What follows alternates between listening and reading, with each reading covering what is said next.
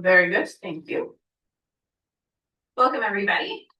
Sunny days. I want to welcome alternate director McKellar from Salmo. I don't think we have other alternate directors here, but Fike, yes. Sorry, I forget the director site is alternate sometimes. Welcome, Director Fike. Okay. We acknowledge and respect the Indigenous people within whose traditional lands we are meeting today. We'll call for a motion to adopt the agenda with the inclusion of the items listed. Thank you, Linda. Further discussion? All those in favor? Opposed? Carried. Adoption of the minutes from our May board meeting. Hewitt? Jackman, any corrections, edits? Seeing none, all those in favor? Opposed? Carried. Thank you. We'll move right into delegations. Our first delegation this morning, very grateful to have Mount Willet Wilderness Forever. We've had Gary Deers, Zan Montner, and Carolyn Tram. Come on up, Gary, and your team. So our delegations are 20 minutes. I know you know this, but I'll make sure you know. You got about 10 minutes for presentations. We'll do this when you're close to 10. We don't have to be hard stop at 10, but just to give you a heads up, depending on how much time you want for questions. Sounds good. And thank you so much for being here. Thank you for managed to bring this up. Good morning, members of the board. Thank you for inviting us to present our issues for your consideration.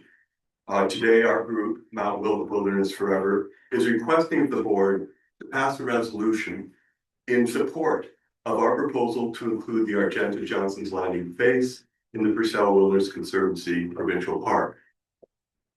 Please let me introduce our delegation. Zan Montner. Zan moved to Argenta with his parents since 1963 as a retired first aid educator and children's nature camp operator. Carolyn Tram moved to Argenta in 1970 and was employed in community health and development.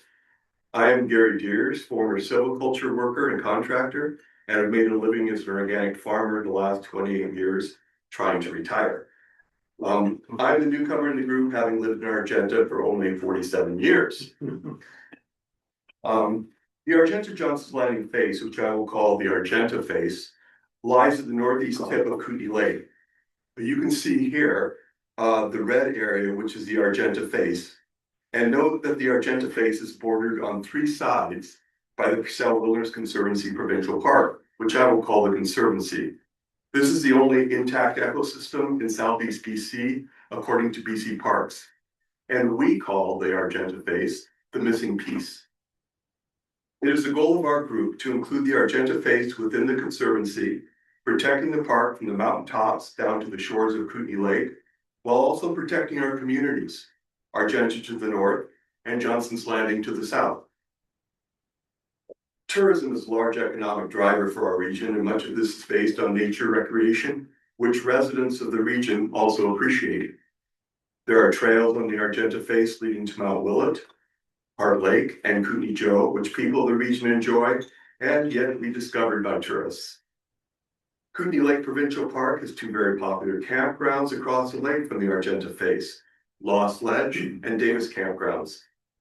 Campers from our region and all over the world enjoy one of the West Kootenay's most magnificent views, including Mount Willet, the tallest mountain rising directly from Kootenay Lake. Let's protect this both inspiring and valuable view with park designation for the landscape of the Argenta face. Already in the OCP for this area is the recognition of the Class A Conservancy and its importance to the community.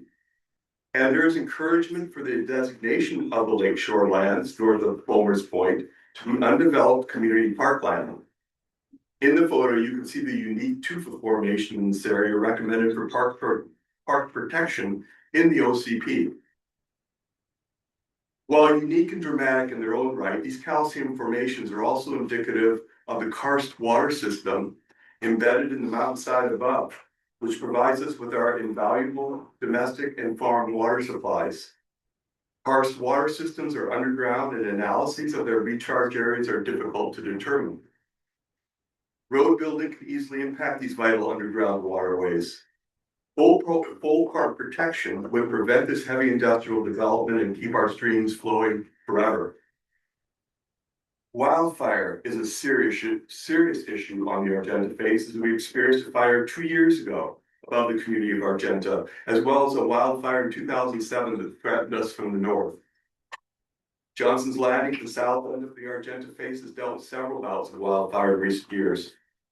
While we have focused on home site fire smarting, there is still concern about the edges of the community on Crown land, where we are rated as high risk, especially to the south. Argentans have strong and diverse viewpoints on wildfire mitigation, but a survey by our director, Amy Watson, found that a majority of residents favored working with the licensee and WUI if the focus of the fire mitigation treatment was on ecological principles and not just merchantable timber. After a lot of work, the licensee opted out as they did not want their license influenced in this manner. Now the licensee has plans in place to log in this critical fire shed with little or no community involvement. The logging area includes a completed RDCK pilot project for wildfire mitigation. With the Argenta face included in the Conservancy, our communities could work with BC Parks to have an ecologically appropriate fire mitigation program to help keep us safe. In 2012, a massive and unpredicted slide tragically killed 4 of our neighbors in Johnson's Landing. This was a shock to everyone in our region, and yet this was not the first sign of slope instability on the Argenta face. 10 years previously, 4 landslides came down from the Bulmers Forestry Road on the Argenta face.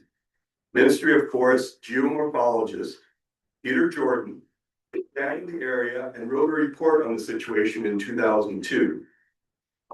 Once retired, this same expert gave a presentation in Argenta stating that in our area, forest development typically increases the frequency of landslides by 5 to 10 times and recommended that residents be vigilant regarding further disturbance to the Argenta face. Believe me, residents are worried for their safety. While perhaps not directly within the purview of the RDCK board, I expect that you, along with the majority of residents, appreciate the wildlife and wild places of the region. And many are here specifically for these values. Habitat for mountain goats, wolverine, mountain caribou, and grizzly bears exist on the Argenta face. I took this photo of a white grizzly 2 falls ago, just below Mount Willet. There was an RDCK survey for Area D in 2008, finding that 90% of citizens agreed with the statement, additional Crown land should be allocated for wilderness park status, including 73% who strongly agreed. A petition circulated by our group to support the inclusion of the Argenta face in the Conservancy was signed by the vast majority of local residents and presented to the legislature by our former MLA, Michelle Mungal. Our present MLA, Brittany Anderson, also supports this initiative. Our group is clearly making progress with regular meetings with the Chief of Staff of the Ministry of Environment and Parks. Still, we need to generate more political will in Victoria. So we turn to you, our regional representatives, to bolster our voices in supporting the best solution for our communities. Today, we request the following: for the long-term benefits to residents, for the regional tourist economy, and for the protection of the many environmental attributes, we request a resolution of support from the RDCK board for the inclusion of the Argenta Johnson's Landing face in the Purcell Wilderness Conservancy Provincial Park. Thank you. Thank you, Barry. That was under 10 minutes. Well done. We do have a couple of questions for you. Yeah, sure. Director Weatherhead, go ahead. Thank you. Thank you. It's an excellent presentation. Okay, Thank you so much.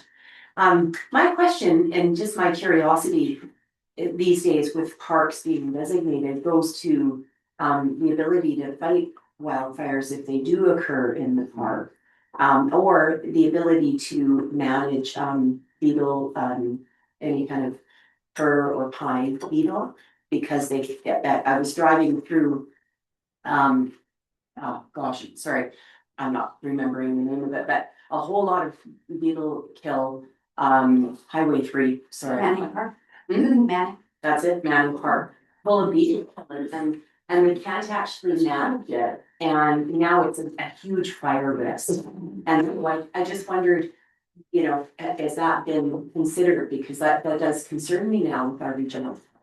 Yeah, you know, that's something that we look forward to working with the Ministry of Environment and Parks on these issues. And I think people feel pretty comfortable working on that level. There's a lot of skepticism in Argenta about some of the forest fire treatments. We have very, you know, we're further north, it's quite a wet area. A lot of people feel like the canopy is very important to keep things moist, keep the wind from coming in. And a lot of these treatments are just opening things up way too much. And then the brush comes in, that goes on fire. You cannot prevent forest fires. And I think working with BC Parks, people would feel quite comfortable. Yeah.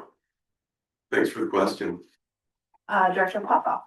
Yeah, thank you, Chair, and then through the chair, I don't know who would answer this question, whether it be yourself, because it just falls within your area, or the CAO, or the presenter. And great presentation, I like the presentation, well done. I know that your area does not have an official community plan or zoning at present time, am I correct on that one? It has an official community plan, and this is in the official community plan designated as ecological consideration. Okay, so. No zoning. Yeah, the question is when you put in zoning, because it's in a proposed park. Whatever, what, will there be any impact on the zoning that you have? Because there's houses along there that I'm aware of, and if you zone them. Well, who would override the restrictions on zoning? Would it be the conservancy, the park, or would it be the zoning, the regional district zoning that would override? So zoning applies to private property. What their proposal is specifically the crime component, which surrounds the community. It'd be in the wildland urban interface where this park consideration is. But the private property is not a part of that. That remains private property, and we can only zone private property. Stuart. Okay, so that answers my question, because on the map, it goes all the way down to the lake and includes the private property. Go ahead, Gary. I think it's just Yeah. a mapping for what you're looking at. Yeah, Go it was ahead. kind of a general map, that first map that you saw, it was a very generalized map, and we have gotten in trouble with that before. People are very concerned about their private property, and we're very clear in our proposal, this is crown land only. This is crown land, and it doesn't show up well on that map. I would be happy to supply anyone with a very specific map of our proposal. And it leaves out all private property. Well, thank you, that answered my question. Good one. Other questions? I do have a comment, but go ahead, Director Tierney. Yeah, thank you, Chair.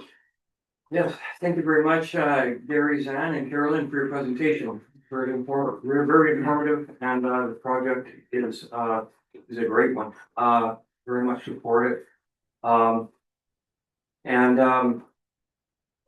BC Parks very definitely does forest mitigation and control burns and whatnot to sort of enhance the and prevent forest fires from affecting other areas. And my question is, have you made an effort to meet with the regional director of Environment and Parks, who resides here in Nelson, to just inform him of your efforts? So can you've been in touch in the past anyway with Yeah. I'm not acquainted with the new director.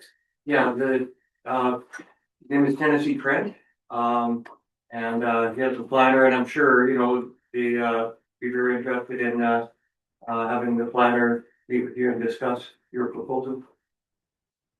Great, that's good to know. Thank you. We weren't aware since was it McDonald's? That may have been a previous director. Yeah, anyway, the last one we retired, we haven't kept out. Thanks for that tip. Appreciate it. So I wanted to just give a bit of a history in addition to what they were indicating, because yes, I've been aware of this proposal for probably my whole term. I've never brought it to this table, but kind of outside of that as a director, the work we did in 2016 to 2018 regarding fire mitigation, this was previous to the 2024 fires, but there was 30 years of known there's a fire coming, and the work between which at the time wasn't formalized, but the Argenta Safety and Preparedness Committee to the work you guys were doing, that community engagement, which we did have our RDCK staff involved in because we were looking at applying for within the wildland urban interface, the WUI prescription formula.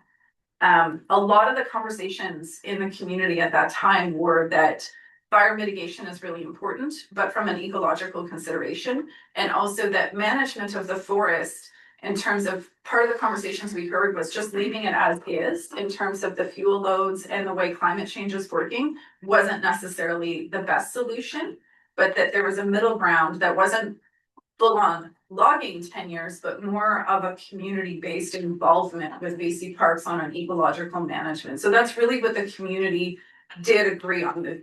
Love Argenta, really hard to get them to agree on things. Famous for it, but when we got those survey results, and that was what residents were very much supportive. I did put my support behind working with Brittany at the time. She wasn't the MLA, it was Michelle, actually. Sorry, you're right. And let them know I provided a letter of support as director at the time, indicating that if it included ecological management and fire smart fuel mitigation from an ecological perspective, I supported the proposal, and I remain in support in that regards. In terms of process for the board, because the letter was received last month, when we get into business, you'll see we have that referred this month, and I will make a motion at that time. But I just wanted to thank you, and your efforts are decades in the making. And I do hope Suzanne Simard's come up a few times to have conversations, as well as Rachel Holt with Brittany, and those have been incredible conversations. So thank you. And I just wanted to add one thing as far as parks and fire mitigation. There's precedence in the area. West Arm Provincial Park has done fire mitigation for Nelson. Davis Creek Campground has done fire mitigation for the community of Lardo. So we're not asking anything extraordinary. This is a regular thing. Thanks so much for hearing our presentation. I appreciate anyone who can support us. Thank you, Gary. Thank you, Carolyn. Thank you, Zan. You're welcome to stay. I know you've got other plans, but you are welcome to stay. Okay, thanks. Thank you. Okay, folks, we have another delegation this morning. We have Sarah, right? Go ahead and say hello. Let's check your sound. Hi, my name is Sarah Itkonen. Can you hear me okay? We can hear you. It's a bit fuzzy, but I'll let you know if there's any issues. And I'll give you a warning like this when you're around 10 minutes. Okay, sounds good. Angela, did you want me to share my screen, or do you have my presentation there? Probably best for you to share your screen so you can advance. Sure, let's do that. And Sarah, with you today, you also have Taylor. And do you have anyone else in your delegation that might want to add to the conversation? Just 1 second. No problem. Multitasking. Yeah, totally. I do see Darlene from Caslo. Thanks for joining. So, thanks. Darlene from Caslo is okay. There we go. Darlene from Caslo is here. We also have Taylor Karen from Salmo. I have my board chair, Kathy Durnan, here from Creston. Laura Harris from Nelson is also on the meeting this morning. So thank you, my fellow directors, for being here. And thank you, board, for hosting me this morning. It was actually Director Watson who started the ball rolling about us coming to you as a board to talk about our services together. Because as you know, under the regional district, there are 6 of us libraries. And although we are unique in our communities and what we do, there are services and challenges that we all share together. So I just wanted to give you an overview of what our libraries do, how we're similar, how we're different, just to get a conversation going to better understand the services that we provide in your communities. So first, these are our member libraries. We have Castlegar, Creston, Caslow, Nakusp, Nelson, and Salmo. You can see we've put the populations of RDCK residents in each of those areas. So you can see there's a great variety in the amount of regional district residents that we serve in each of our communities. For a combined total of 26,822. And of course, that number is probably from the 2021 census. So hopefully we'll have updated figures for you coming soon now that our current census is underway. We share some core services, and for some of our communities, they're the only free option for these services, particularly in our smaller communities like Salmo and Caslow. Everyone's familiar with libraries borrowing materials. You may have grown up in a library that lent out books and magazines, but now we also lend out tech equipment. We lend out tools. We lend out board games, radon detectors. My staff were talking about maybe getting a metal detector for our library in Creston. So the idea is that not everyone can afford to get everything for themselves, and as a community we can share those things and borrow them together. And as libraries, we have much more purchasing power than individuals in the community. We also have an interlibrary loan service where we can bring in materials from all over the province as well as the country. And what's unique about our interlibrary loan service is that we have flat rates with Canada Post that have been negotiated over decades, and we're able to do that in a cheaper way, so we can get stuff moving to the people and patrons who need them. We have varying degrees of programming at our library branches. Obviously, literacy is what we care about the most, or is our core service at the library. That's everywhere from early literacy, from 0 to 5, where we're teaching families and children how to learn language and what the building blocks of language are and how to have fun in that learning, to digital literacy. In a community like Creston, we have pretty significant retired population, and digital literacy rates can be low. So it's really key that people can walk into a library and get support. We're noticing a lot of this around the census right now. A lot of people don't have access to a computer, don't even know how to use the basics of a computer. So we're helping people fill out census. We do service referral. Of course, we have internet access, and then the library is a hub for community and cultural events. Another area is computers and printing. This is a pretty big service in most of our libraries because a lot of people don't have home printers. We all know how expensive ink can be for computers. I've heard that it's more expensive than some of the most expensive champagnes out there. So having space in the community where people can print off forms that they need to, particularly government forms, we do a lot of that support in your community. We provide meeting space for nonprofit and community groups. We have 2 meeting rooms in Creston. We have one that fits about 40 people that can be open after hours, and we have another room that fits about 12 people comfortably. But between those 2 rooms, we get over 100 bookings, and we have to turn people away. So meeting spaces, particularly free meeting space, is really critical for communities. We provide all kinds of accessible services, and those of us in the Columbia Basin have recently received grants to upgrade our facilities to help with accessibility, particularly as people age in their communities, and we all become disabled at some point in our lives if we're lucky when we age, and so to have services that can adapt to our needs is pretty critical. Also, we have tech support. library staff have to be really comfortable with a variety of devices. So even if you don't use those particular devices at home, in the library, we have to be really comfortable helping people with a lot. And that requires experience and it requires training. And then finally, I put in human connection because I think this is an undervalued and really critical part of a space like public libraries where people aren't expected to pay anything, they aren't expected to be any certain way. They can just come there and connect with other patrons, staff, and the broader community. And we saw how critical this was during COVID.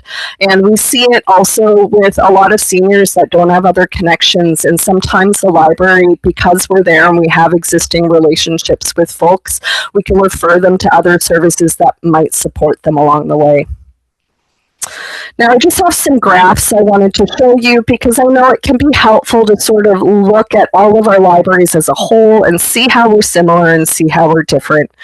And here we have a graph of our visitors. You can see total in-person visits in your regional district libraries in 2025 was almost 300,000 people, and just about as many online. That's on our website and our electronic resources that we subscribe to and pay for so patrons don't have to. And you can see there's great variety from Nelson to Caslow and the Cusp. You know, there's great variety in how many people are using our library. But I'm really proud of how many people use our service in our facilities. I also have a chart here about staffing. You can see full-time and part-time staffing. You can see there's a lot of part-time staffing in Creston. That's because we had to close on Fridays for service because of budget shortfalls, which is something that libraries are facing across the province. And a lot of our libraries depend on part-time staff because we don't have funding to pay for full-time staff. So it's really your funding from the regional district and our municipalities is really critical for having the people to run all the services that we do. Now, we just have some community highlights here. I'll start with mine, and I believe Taylor is here from Salmo. We have Laura from Nelson, and also Darlene from Caslow that can share a little bit about what they've been doing in their libraries. But something I'm particularly proud of in Creston last year, we noticed that mostly because of sort of online arguing and polarization, we saw these really sort of heated arguments about a possible homeless shelter in our community. And as library providers, I've worked in public libraries for 16 years, both in Vancouver and here in Creston. We have a unique viewpoint in sort of trends that are happening in our communities, and we felt like this was a really good opportunity to bring all kinds of community service providers to the table to talk about homelessness and trauma and housing and in our community in a more nuanced and relaxed way to sort of take the temperature down of the conversation. And so we did a series of panel discussions, and they were so popular, we had standing room only in our meeting rooms. And as a result of those panel discussions, we've had service providers start meeting regularly and talking to each other better. So that providing a space for community partners to collaborate is really critical for that. Now, Taylor, are you online? Are you able to share your story? Awesome. Oh, hi, everybody.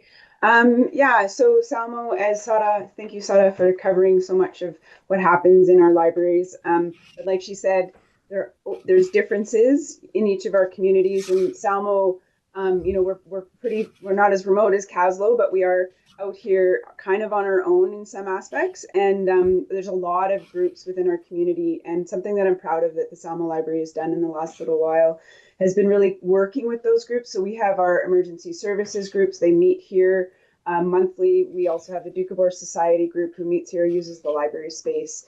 We also are providing a connection spot for our seniors. The seniors group comes and has coffee here once a month. And we have our weekly programs with CBAL, the Columbia Basin Alliance for Literacy.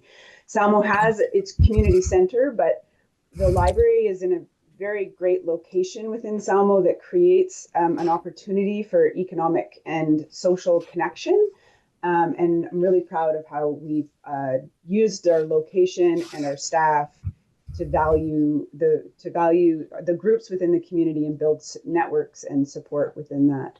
And from that, we see all the trickle down that happens. You know, when you have the impacts, the daycare comes here once a week with the kids, and then those kids come back with their parents. I mean, there's so much more I could say. I want to give the opportunities to other libraries in our region. Thank you so much, Taylor. Appreciate that. Laura, are you able to share from Nelson? Yes, thank you. And thanks for the time. So at this time of year, most libraries are preparing for Summer Reading Club, a free program that helps children stay engaged in reading and learning throughout the summer.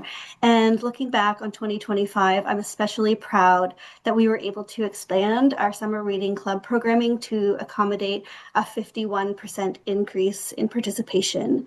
So over 800 attendees were at our Summer Reading Club programming.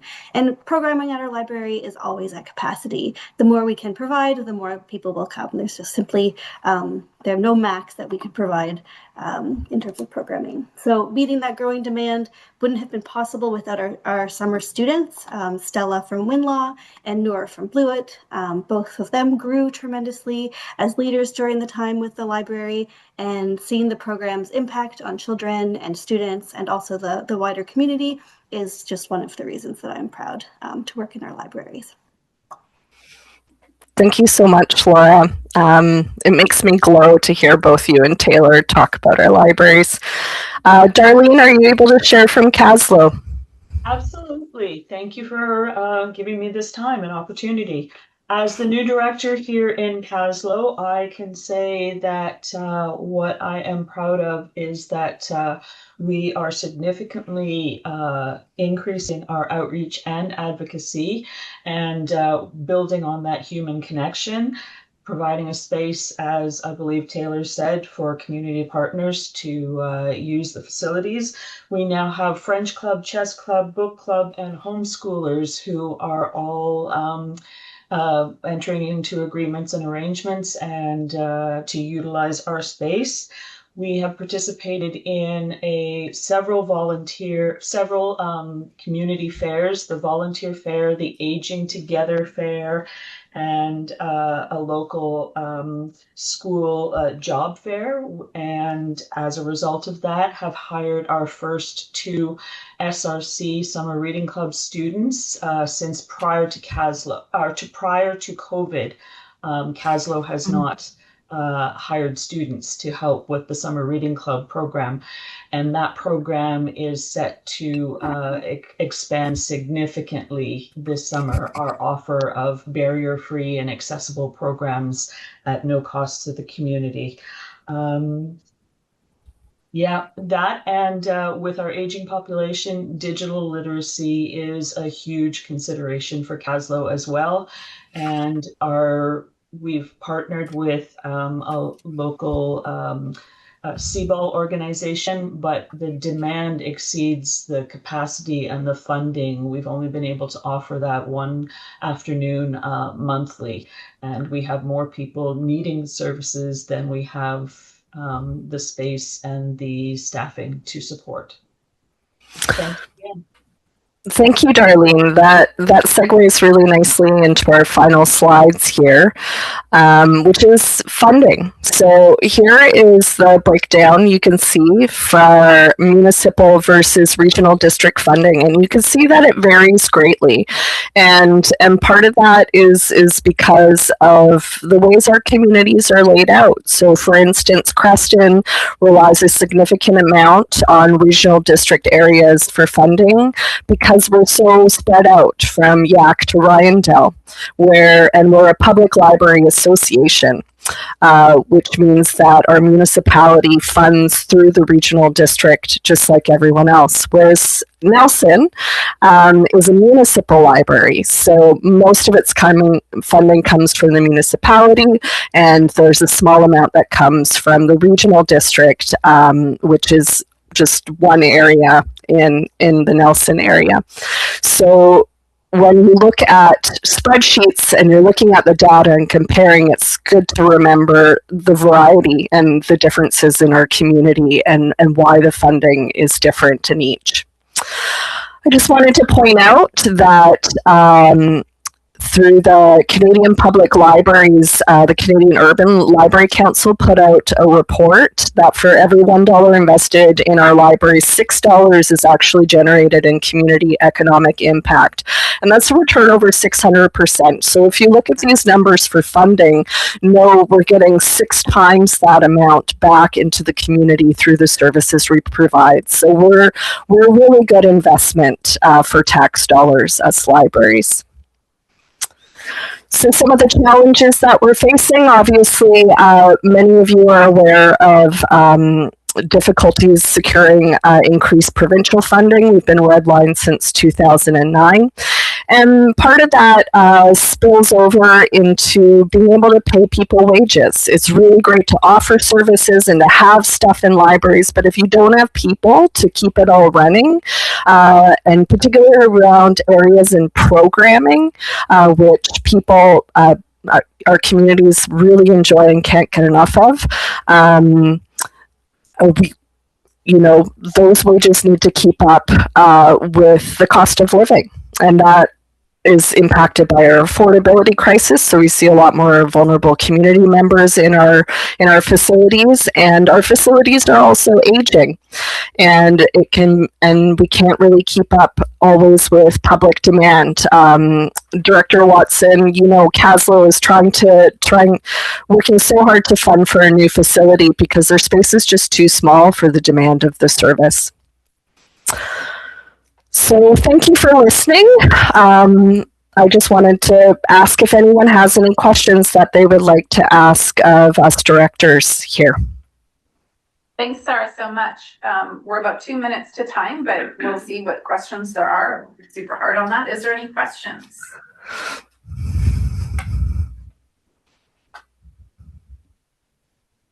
There may not be, just because we do actually engage you in our sub-regional servicing. I thought the reason why I thought it was really good to present to the board is because you work as a team, and I don't think that's well reflected when we're talking about our individual services. So you've done a really great job on that today. Really grateful you could have Darlene and Laura and Taylor here as well. That's so good to hear those perspectives in the other communities.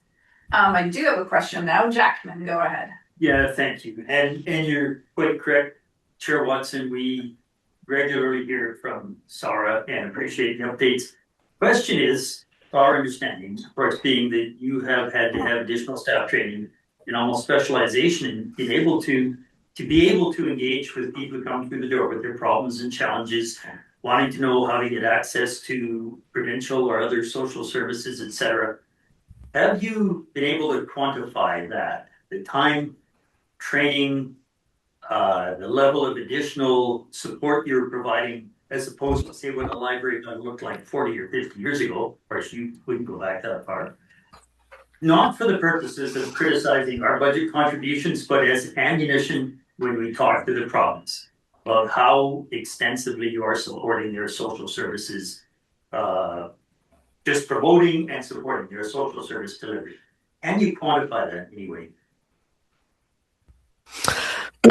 That's a good question, Director Jackman. I know that data really helps when you are speaking to different branches of government. It's a tricky thing because it's not necessarily volume of people. It depends on relationship with the person. So some people can take a lot of our staff time repeatedly over time, and some people don't need as much support. We're often so busy doing the service that it can be hard to collect data on service like that. But that's a good point to point out, and that's something we can definitely discuss at the Kootenay Library Federation table, where we meet monthly as directors. Thank you. We are at time, but now we have 2 other questions, so I'll take them, but ask you to be succinct. If you can, pop up, and then Paige. Yeah, thank you. Okay. My question is regarding provincial funding. provincial funding has dropped off considerably over the last 10, 12 years, and it is dropping. So have you got a resolution going forward to UBCM to increase provincial funding? So I believe that we put resolutions forward over the last 20 years. Director DeBoon, I think you have a good memory of that. And just this last year, I believe it was one of the highlighted resolutions at this year's UBCM. So that is an avenue that we've continued to work over the years. Thank you, and to the chair, limited success. Director Page. Yeah, thanks. I'm really curious, kind of picking up on what Jacqueline was saying about numbers, about the shift in what I'll call maybe acute and crisis management. I know a big part of how we value libraries in the city of Nelson has been for cooling centers. It's one of those spaces where it's open, free for anyone who's experiencing crisis. And so our street population will make heavy use of the services. And I'm curious, when we're looking at that data, how that use of the space has shifted over especially the last 10 years, and how much that we're seeing that beyond just the city of Nelson, because I think it's one of those pieces that helps us make the case for this built infrastructure. Yeah. Like I said, I've worked in public libraries for about 16 years, both in this city and here. So that was something we saw a lot of when I worked in Vancouver, and it's just started to grow here in rural areas. So what we're looking at isn't just a problem for libraries, it's an issue that is affecting all services across the board. These are social issues, right? We have varying capacity to be a cooling space to pick up those additional services. For instance, I mentioned that we have to close on Fridays. So that's one less day where we're open for cooling or for smoke air. So the big thing is ongoing funding for staffing to be able to provide these services. So whatever data that you need at those tables to talk about what's happening in your communities, we're happy to work on as a group. Thanks, Sarah. Thank you so much to all of you for joining us today, and for, of course, your incredible work in our communities. Libraries are very much a valued service and so much more than books. So thank you for that. Thank you so much. Have a great day. Stick around if you'd like. Okay, folks, we are on item number 3. This was referred last month because I did think hearing from the delegation would be helpful to the directors. I do have a motion. I'm just going to cut and copy it and email it to you that I would like to propose. Yes, Angela has it. Thank you so much. Here I am trying to get everyone else. So if you can email it and put it in chat, that would be great. As Angela's doing that, I'll just open the floor to discussion on the letter. If there's any questions.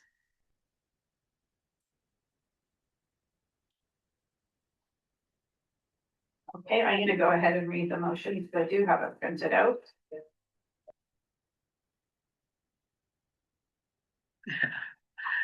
Oh, God. Where's my motion? I replaced it with Courts Creek. Here we go. I move that whereas the long-term benefits to residents of the Argentia Johnson's Landing face for the regional tourist economy, for the protection of its many environmental attributes, and most critical, the risk mitigation to further community impacts from land management that is not inclusive of ecological integrity, be it resolved that the board send a letter of support to the Ministry of Environment and Parks in support of Mount Willet Wilderness Forever campaign to include the Crown land on the Argentia Johnson's Landing base in the Purcell Wilderness Conservancy Provincial Park. Do I have a second? Thank you, Weatherhead. Discussion. McFadden. Yeah, I wrestle with, like, I read through the letter, I listened to the presentation, feeling a little out of my depth in, like, okay, this is going to impact other things in our region, including forestry. And some of the concerns that even Director Weatherhead said, it's easy to say that being a part of park, they're still going to do fire mitigation, but I know Manning Park has been struggling. They know it's ready for wildfire, but because it's park, they've been struggling to deal with any of that, and so it's just sitting there waiting to all go up in flames. And so I do really struggle feeling like I don't feel like I have the wisdom to say this is the right choice for that region for all the concerns that they have. I just don't know if it is. Nor am I knowing whether or not. I have had great conversations with many different aspects of our forestry industry, and they do a lot of really good work in looking at all these demographics. So there's like people that actually do this work that are way more educated than I am, that I don't feel comfortable putting my support behind something that I don't think I know if this is the right choice for the reasons that that group is looking for them. So I can't support it for those reasons. Jackman? Thank you. So I don't have the clear words like I should have. Manning Park, I worked in Manning Park in the 70s. After spruce budworm wiped out everything, I remember clearly big, huge posters there showing you what's what, but you could just see it. And it did regrow, and now it's being wiped out again. Different bug, different issue. This is what happens in parks. And it's optimistic to say that the province will start to manage parks. Look at Pilot Point. Massive blowdown. Just look at where it is. All three arms of the lake meet there. Huge fire risk. People live right next to it. And the answer is, well, we got a lot of work to do, a lot of places to go. It is highly optimistic to think you're going to create a new park area and then get focal point right away. Oh, and let's also mitigate your fuel things. So let's be realistic. I don't mind the letter saying, or the request to say, yeah, this is an area with local support and interest that would make an easy inclusion. Of course, Kootenay TSA timber supply rate evaluation may have other stuff to say about it. Because when you look at the landscape, that little hump of land there is a lot easier to walk than up the next mountainside. And that's probably why that piece was excluded from the original conservancy, because it is operable, or much more operable than going further into the back country. So again, we're dabbling into the edges of this. If we write a letter, would we not say, here's one area where communities has expressed interest, it kind of makes sense, but could you tell us what areas are you looking at as a province for inclusion in parks or conservation areas? Let's ask for a more complete picture, saying, yeah, we understand this one, tell us more. Okay. So, Hewlett, go ahead. Thank you, Chair. Further to the previous two speakers, and especially Director McFadden, about the other values. Do we know, have they analyzed what the economic impacts will be? Because is it, sure, there are forest companies that aren't local, but there's I know there's a woodlot in that area. How is that going to be impacted? Then therefore impacts directly their local economy for some of their residents. So I would be really interested to know if that kind of analysis has been done. So it helps in one area, but then it harms in another. And as Director Jackman said, forest companies are now managing for a variety of values.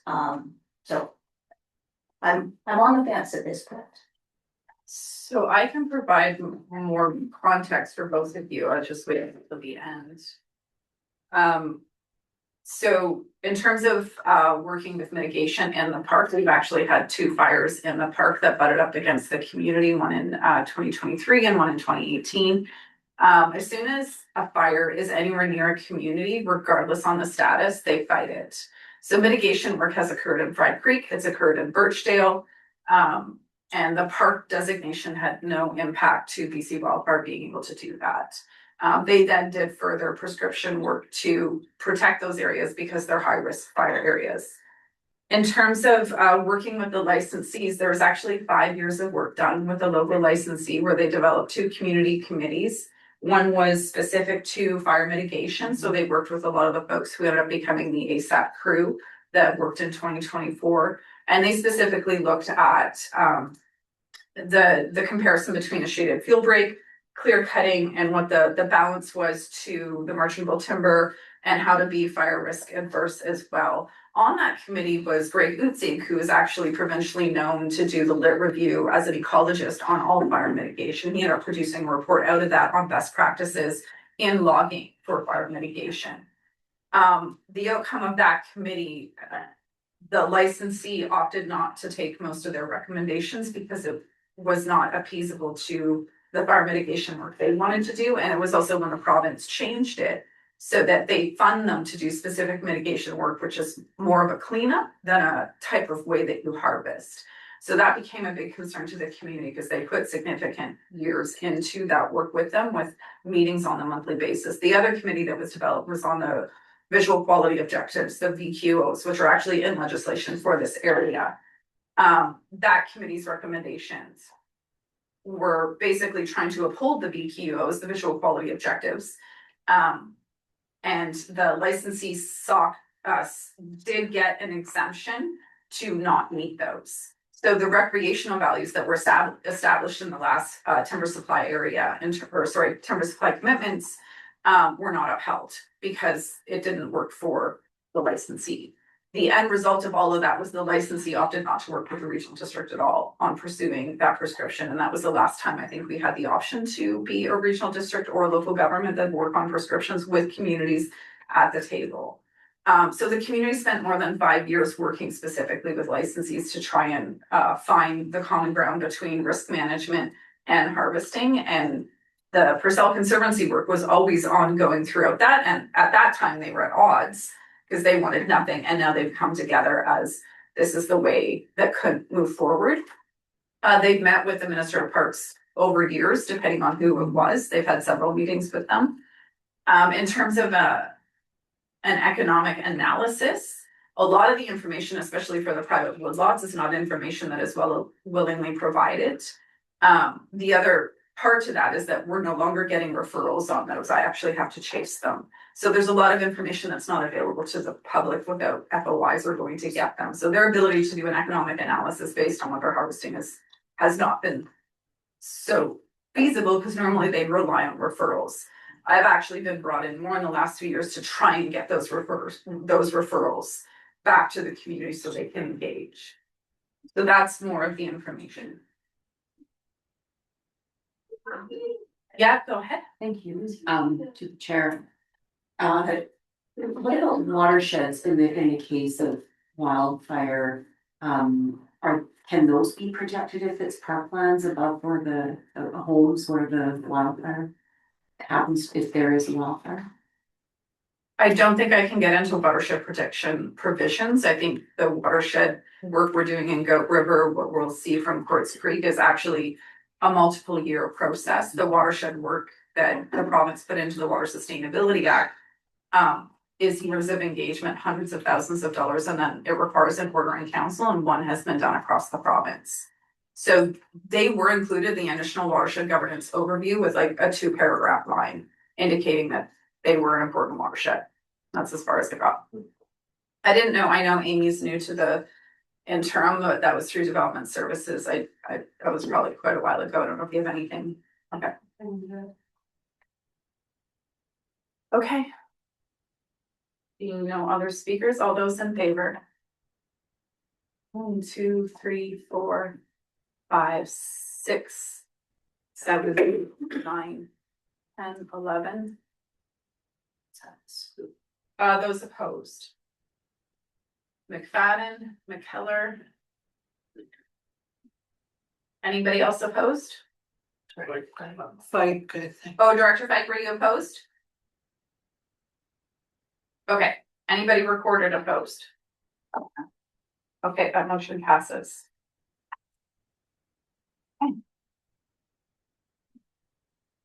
With recommendation 4.1.1, Pasco and District Recreation Commission, you have a report, motion, Hannah.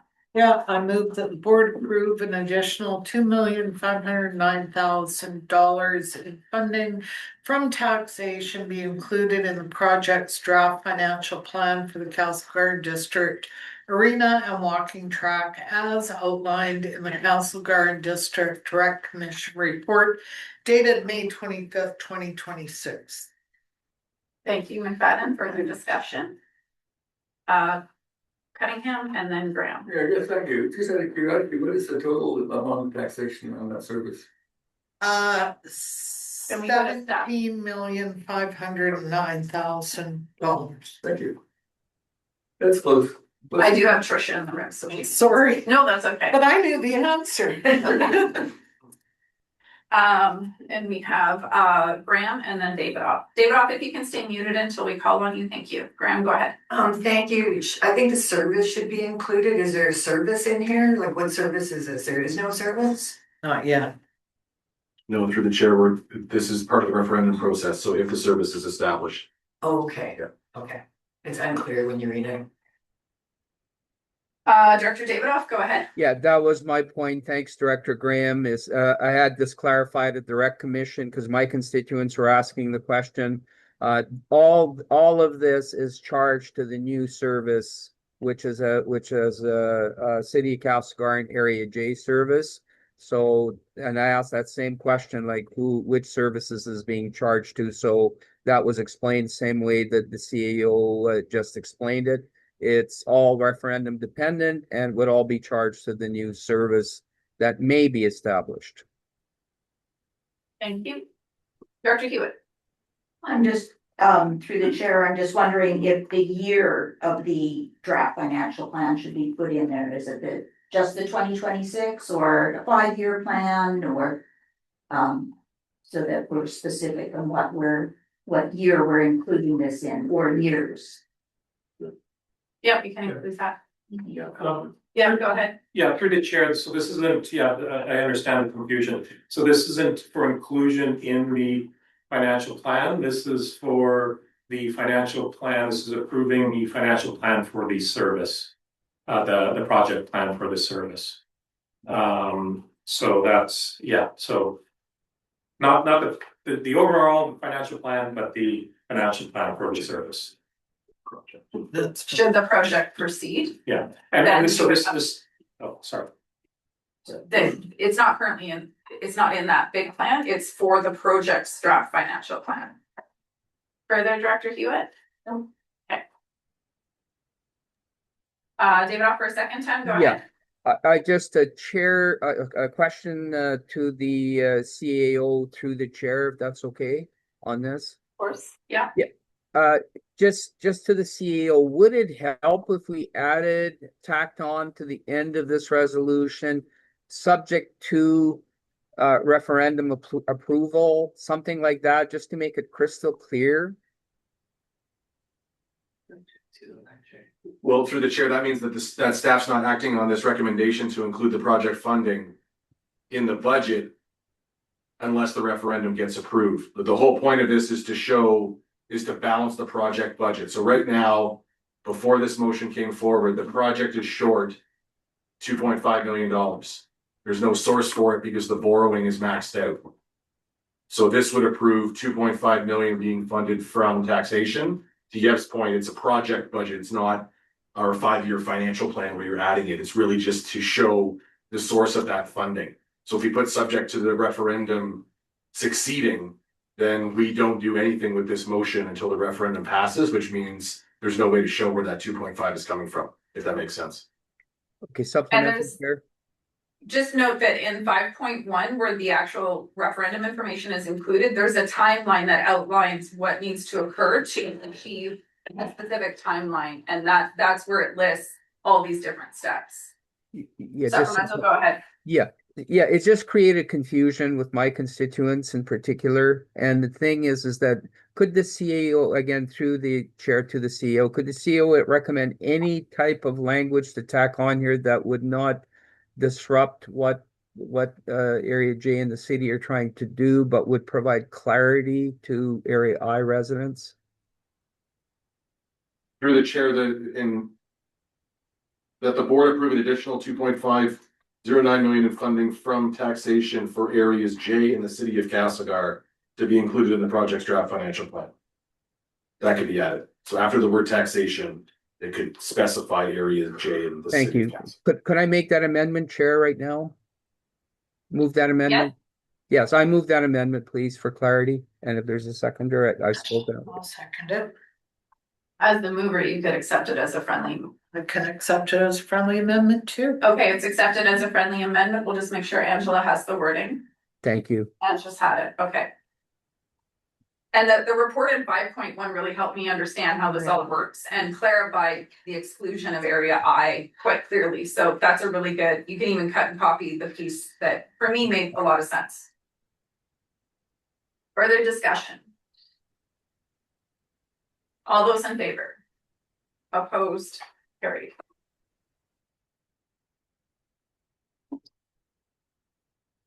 Okay, Slocan Valley Services Committee. I'm gonna go to Director Gordon, who does want to move this with a change to the motion. Yeah, I'd like to move that the board directs staff to prepare a certificate establishment bylaw for a literacy contribution service within a defined portion of electoral area H and New Denver. Is there a second? Cunningham seconds. With a question, Chair. Yes, go ahead. Yeah, it says a literacy contribution, but it says the up above, providing a grant aid to the north for the trail management. Is there? Two separate items. Thank you. You're welcome. Discussion on the motion. Popoff, go ahead. Yes, that was a recommendation by the Spokane Valley Services Committee. So if there is a change to that motion, I see it's a participants only in that, so there's one participant missing at the board table, that's Director One. She's right here. Oh, there you are. Okay, no, I have no problem with that, the class is here then. Okay, further discussion? Participants, all those in favor? So that is Silverton, Slocan, H, and Fike. So you have 3 in favor, opposed? You're neither? Oh, I'm opposed to that motion. Okay, so opposed? Yes. Thank you. Recorded opposed. Reported opposed, that motion passes. Oh, wait, it's waited. Yeah.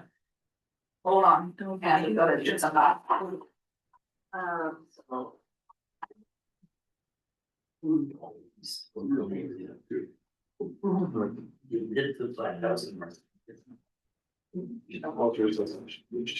So there you go. Let's reach. Okay, we're good. It passes, thank you.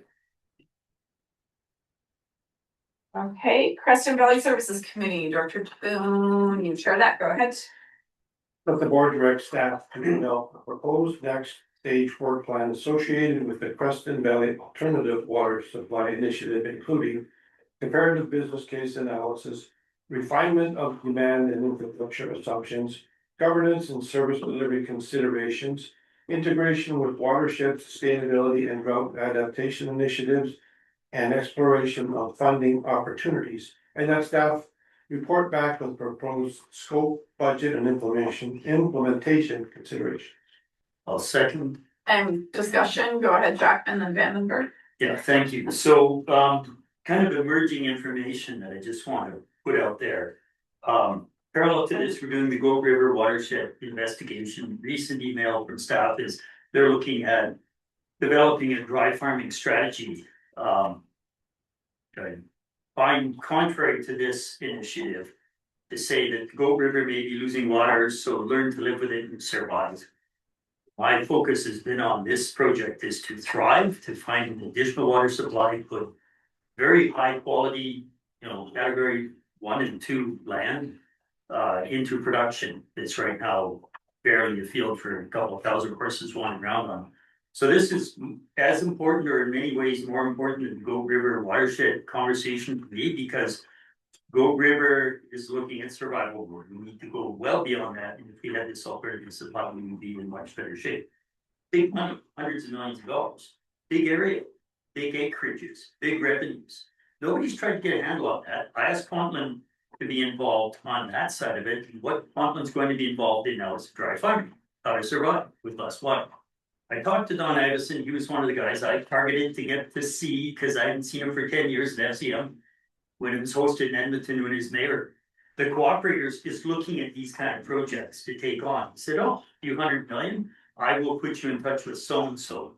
They have an arm that they call well, they have credit union, farmers supports groups, they have addenda capital, building custom investments to help build and sustain communities.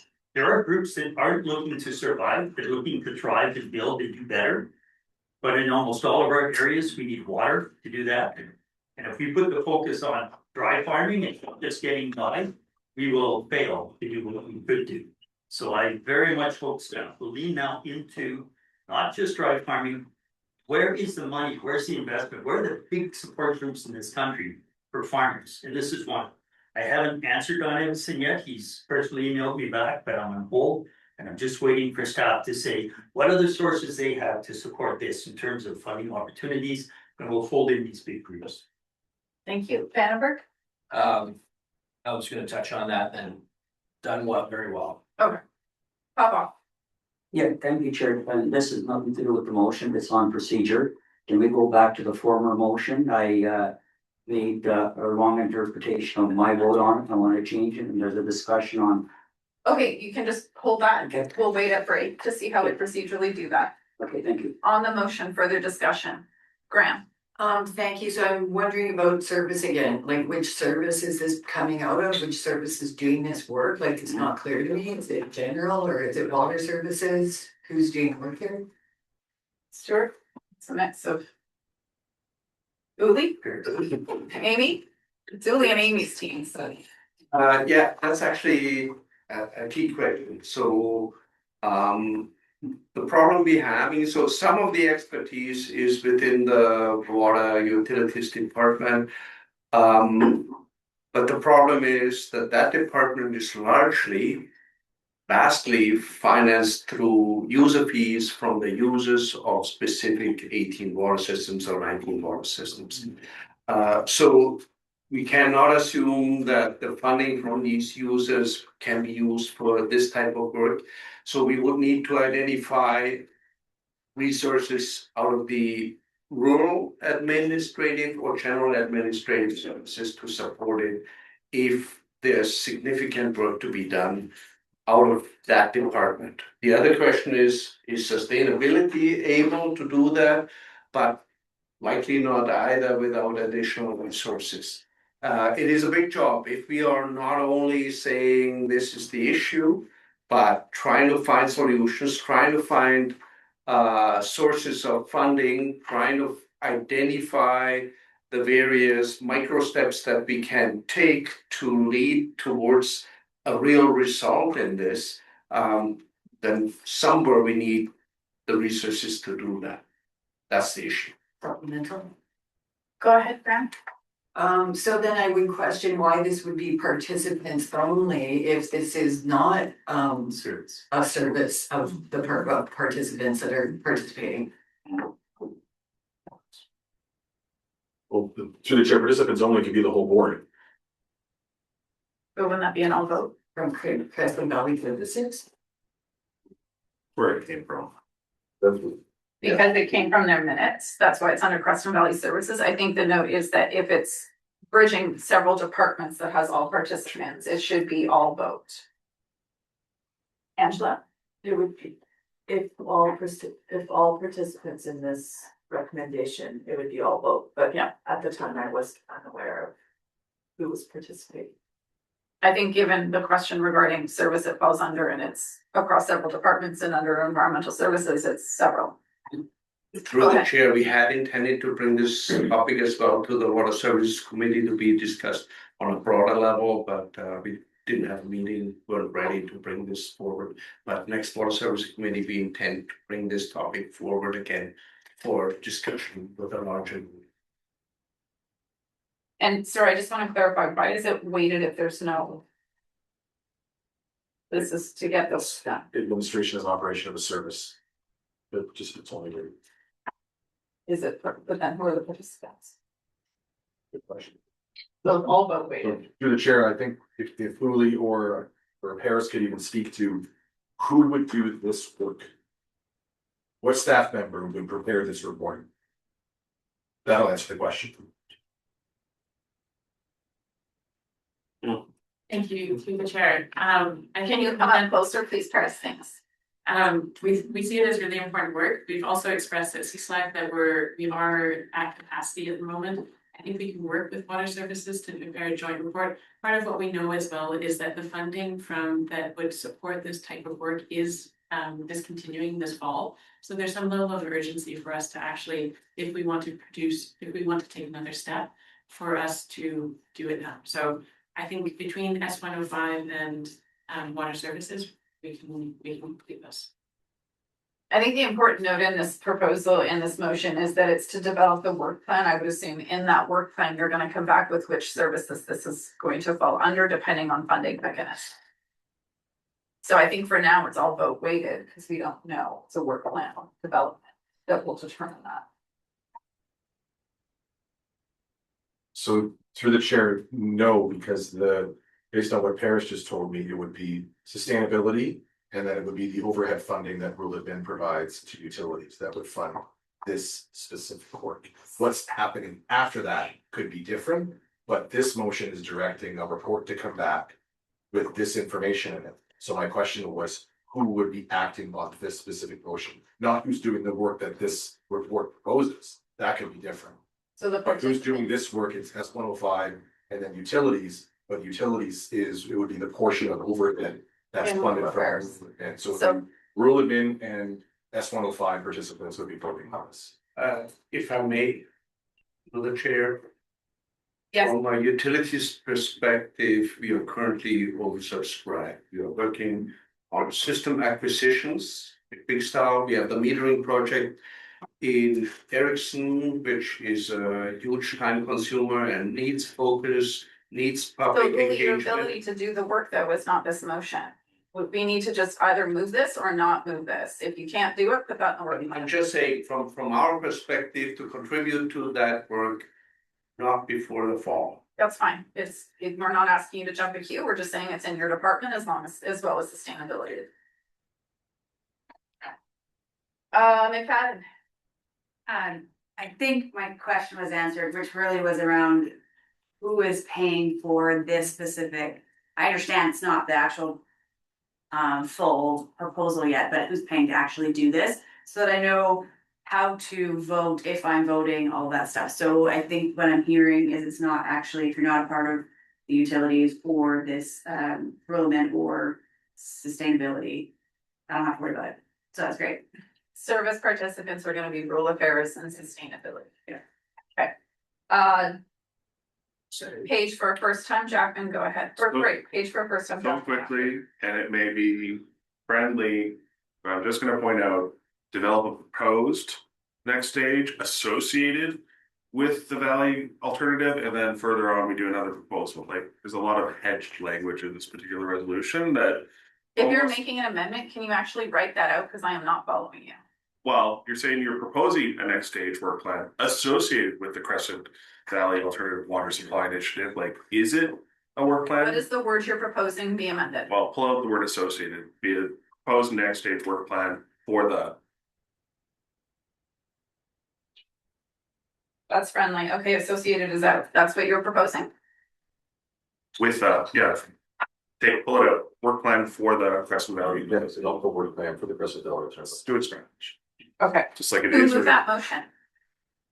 I second, frankly. Friendly? Okay, thank you very much. Jackman, go ahead. Right, but this will have massive impacts on the future capital works required for Erickson, Lister, where we have $30 million of asbestos cement pipe to either abandon in place or remove. Big impacts on others. I've always seen this as being starting in A105, and we do contribute as rural members. 2026, $1.28 million towards the A103. Just hoping once Uli gets over his current work plan issues, that it would transition from A105 to the rural admin contribution to A103. There's got to be a way to make this work, because this is very large money down the road in terms of saving on our capital upgrade and replacement on our largest water systems. Graham for a second now, go ahead. Thank you. So just going back to the fundamentals of this operation of the regional district, that we don't borrow and lend between services and each service has its own budget and all this stuff. this motion says to develop a proposed next stage work plan. So what about the initial stage work plan? Where was the funding from not? Water services. The chairs were the same, yes. Yeah. Water services and sustainability, it's been the same. So supplemental, shouldn't we be discussing this at water services, or I guess as we said we will be. Yes. So, but what if we put this forward, then is there a point to discuss it after it's already been approved? Don't you usually discuss before? And Lily, go ahead. I mean, in the end, it's timing and funding, so we will bring the overall topic to Water Service Committee. Talk about current challenges, work plans, challenges within the utilities department. And from there, we can lay out a work plan, how we address the competing priorities that we have within that department at this point. Yeah, it's probably too big of a discussion to discuss it here at the board level. Willet? Just for clarity, through the chair, when you're talking about 105, it's A 105, not S It's 105. sustainability, S105. And S 105 didn't get a chance to discuss this as far as, unless it happened way back in December, which I don't believe so. So we're being participants in that service are being asked to fund something that they haven't been privy to the discussions that occurred at that regarding this. So I think it's important to capture that this project is bridging several aspects. Water is not just the utility, it's actually the watershed as well. So it's been presented and mostly focused at Creston Valley Services Committee because it's in the Creston Valley. Water Services has received information on the expansion of the alternative water stuff in terms of its preliminary work. Sustainability is the staff being there, but the project could go to all committees and then end up here. But it's just getting creative about the fact that this isn't a siloed service doing this because water services isn't siloed. If you wanted sustainability, you could refer it to there as well, and we can talk about it again in October. But I think by then we would have already seen the work plan. Paris, you got up. I'm sorry, go ahead. Thank you, through the chair. I don't think it's a hugely significant piece of work. I think to move it to a next step is a critical piece to outline what's involved. But I don't think it would be a significant demand on our time. So I don't think it's a huge demand on Service 105 in terms of the cost. I think it's something that we can manage. The work plan will articulate those specifics, and if we wanted at that time to go to all the committees that it references, then that is totally up to the board's purview. Devon. I believe part of this, the importance of this is timing. And because we're doing the Goat River Water Sustainability Study now, we need to know how this links in, because when we start making decisions on water sustainability on the Goat River, that has an impact on our entire agriculture industry, as well as every user on there. We want to know in the right window of time how this links in, and how we can supplement water from watershed that may not be sustainable for the valley. So again, the importance of this is to try to link that timing together so that when these studies are progressing, we can take this into consideration as well, because we basically have to. All right. All those in favor, this would be sustainability and rural directors. 1, 2, 3, 4, 5, 6, 7, 8, 9, 10, 11. Like, you're not in this service, I'm sorry. Those opposed. If you didn't have your hand up in favor and you don't for opposed, you're in favor. That motion passes. Thank you.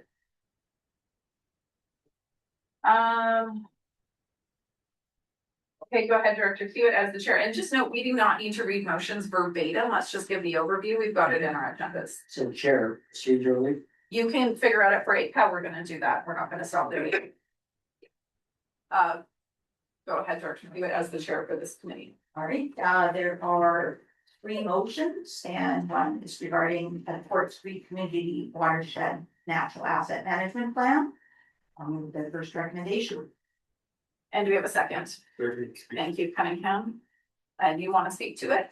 Yes, thank you. I mean, this has been, as you can see, we first saw the report last year, and in August, so it's good to see it, and staff has reviewed it. The question is, of course, where we go from here. And I know it realized it's Quartz Creek, which is actually the community of Weimer, but the fact that it's the first of a natural asset management plan, which has a plan for consideration of all the things that go into the operation of the creek. And also it's a way to make sure that the watershed is protected. Same thing as is happening in other areas. And perhaps, and I feel that, that this in fact leads to many of us who have watersheds that are in the process of being logged or planned for logging, and decisions have to be made as which is more important or how you're going to get around it. And therefore, I certainly would suggest that everybody, in fact, support this proposal. Thank you. And this one is to develop the work plan and bring that back as well. Further discussion. All those in favor? Opposed? Carries or participants only weighted yes. Thank you. Go ahead, Director Willet. Right, the second motion is that the board directs staff to prepare a proposal to transition community sustainable living advisory committee from S105 to S100. Just paraphrasing. Thank you. Is there a second on that motion? Thank you, Popoff. Discussion. Paige, go ahead.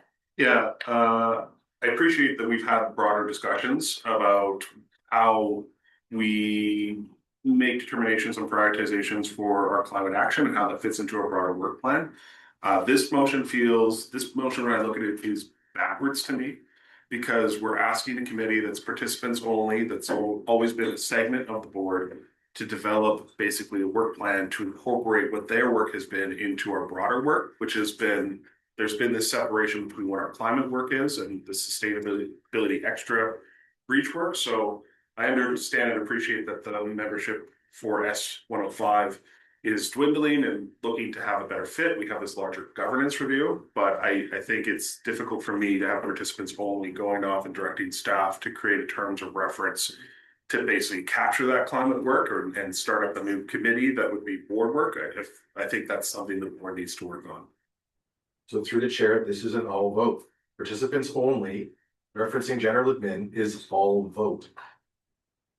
It's everybody. It's not just CSLAC voting on this. So The agenda is with participants only. But through the chair, the participants in the service is everybody. It can mean the same thing, right? Okay, fair enough. But it also is going back to that committee. They're discussing it. They're the ones developing. So through the chair, this says to come back to board. Does not come back to committee. Bad on the list. No. This should come back to board. It doesn't say that it should. Yes. For the board's consideration, that should not say. Which part are you looking at? And for the second last of the motion should say for the board's consideration. Okay. Mr. the Chair, the Director Page said is correct. The committee should not be making decisions beyond suggesting to the board that you take this route. So this is, that's from the amendment. Okay, thank you. Paige, further, you're good? I'm probably still going to vote on against this simply because it's not starting from the foundation of our board work for climate or sustainability in general. It's still incorporating this service that was run by a select number of participants and it's trying to bring that work over. It was never work that the entire board was doing. So I still think it's coming from the wrong foot. Yeah, I echo actually a lot of the same concerns that Director Page does, and I think this is like, I struggle with now we're gonna be expected to make a decision as a whole board on a whole bunch of a work plan that we have not been involved in conversation on, and whether or not I actually agree that that should be work for the whole board. And so I wrestle with if that committee seems to be dwindling, then it seems like the participants in it are not finding value in it. Which means why would we then engulf all the work from that committee into the whole board if their own participants don't find value in what's happening at that table? So I will be voting no for those reasons because that's what I'm gauging. I don't sit at those tables, but if the participants are dwindling, that says that the participants are not finding value in that work, so then why would I look at bringing that work to the whole board? So to me, this just seems like time that I would vote no at the end of the day anyway, so that's where I land. It's, now you can all read committee reports at your own leisure. The report that was associated with this identified the surveys that were done. It was not lack of care for the work. It was that financially, every project we were supporting was not limited to the participants. It was actually full regional district. So the model of being able to ask who wants to be in this has been the detriment to the service. The work is valued by all participants and those survey results are not. So it's never about not valuing the work. It's that financially it didn't make equitable sense. That was the summary of the survey.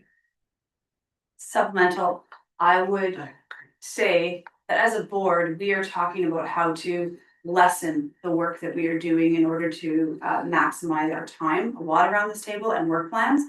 That again, my sentiment is still kind of the same. I don't think I want to add until we have a good grasp already on the work that we're funding as a whole board. And now as a whole board, we'd be funding more work that I'm not sure where that lands. And so I think I would still land at not where I would want to go with this. Thank you. Cunningham, go ahead. Well, thank you, Chair. I believe you said it very correctly. It's a question of who pays and who plays.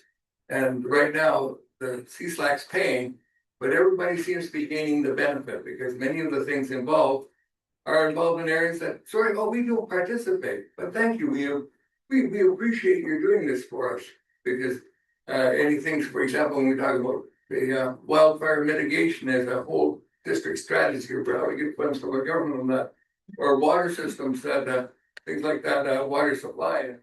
And I've heard a number of directors already today talk about things like sustainability, and that's great. But the thing is that those things can be, the benefits can apply to all of us, and some of us are not paying. And it's very nice when you can sit back and say, well, thank you for the freebies. But really, the study is to find out if in fact it is of benefit to the whole board, and should it be a whole board service, or should we keep it as it is? And restrict what it does to the areas that pay. Thank you. Papa, go ahead. Thank you, Chair. Basically, Cunningham said exactly what Director Cunningham said exactly what I wanted to say. The benefit that CSLAC is doing is for the whole board, not all the time, but most of the time. Different wise being brought back to the board if they want to continue a committee that benefits the overall board or not. Thank you. Thanks, Chair. I'll just say as somebody who doesn't pay into CSLAC but does benefit from some of the programs that go through it. The motion as written is just going to provide us with a proposal that the board will review. So I can support the idea that we need to come back to decide on what to do next. Hewitt. Through the chair, I just wanted to point out that this would not result in an increase in workload for anyone. Because the work is already occurring, it's just a proposal to reallocate where the funding is coming from. The staff already exists, the work staff is already doing the work, and as others have indicated, it just allocates. The proposal would be to figure out how to allocate the funds appropriately between participants that would benefit. Thank you. All those in favor? Those opposed? Recorded opposed page? No. Okay. That passes. I know there's one more, but we're gonna take our morning break. We'll come back. Okay.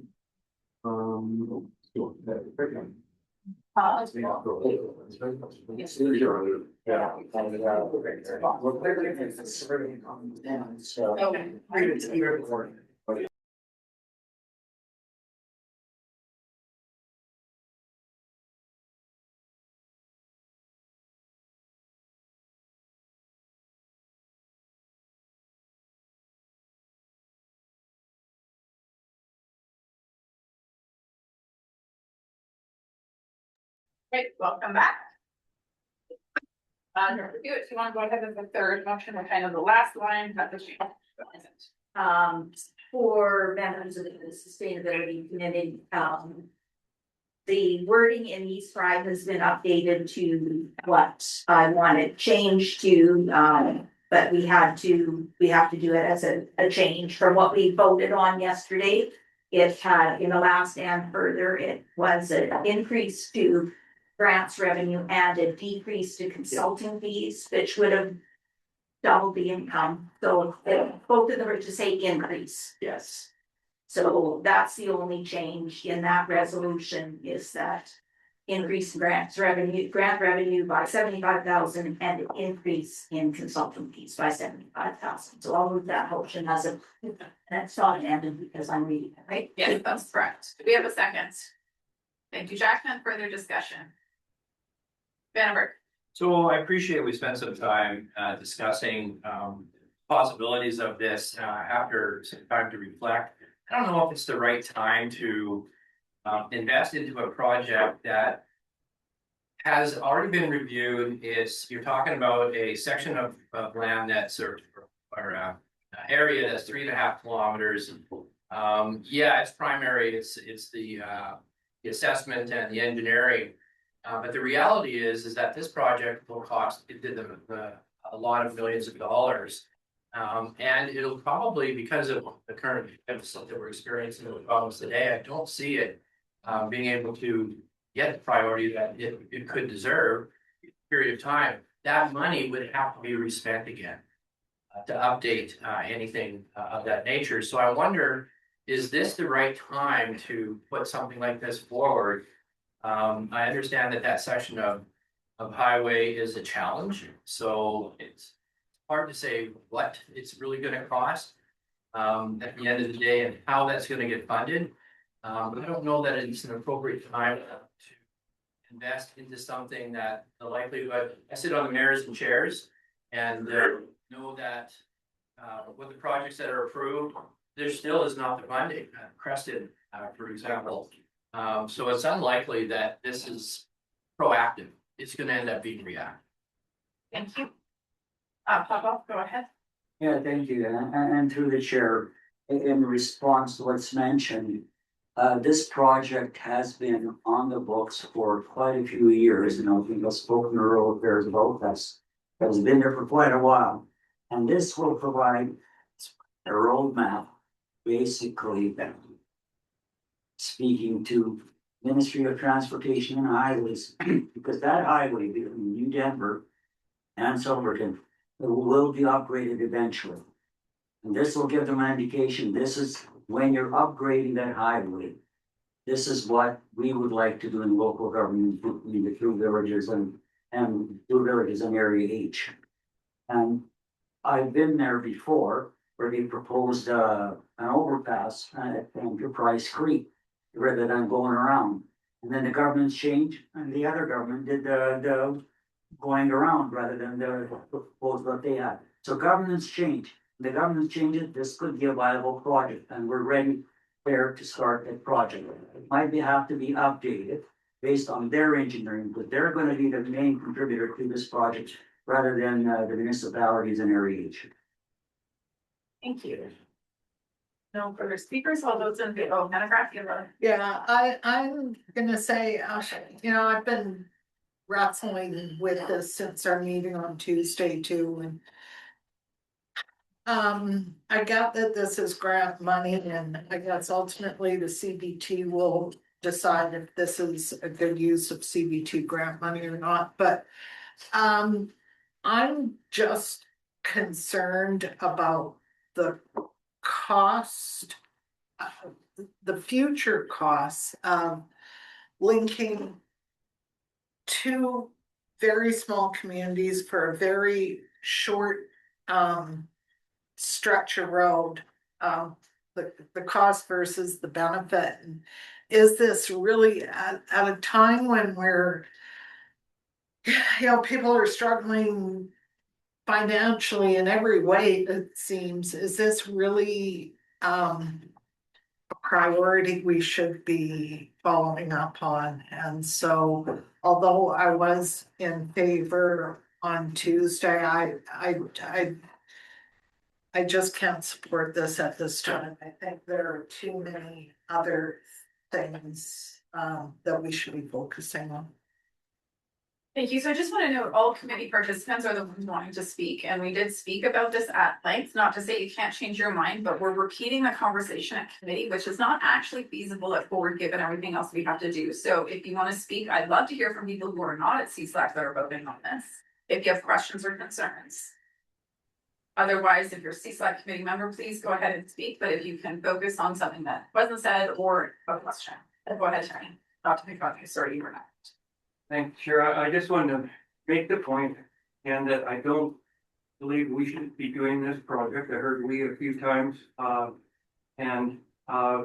when Mott is rebuilding the road, the costs will not be fully extravagant because they will be rebuilding the road. The shoulder would be a bit bigger, and my only concern with this motion is, again, talking about $75,000. With the work staff have to do to tender out, which, you know, we will be recouping out of the 700,000.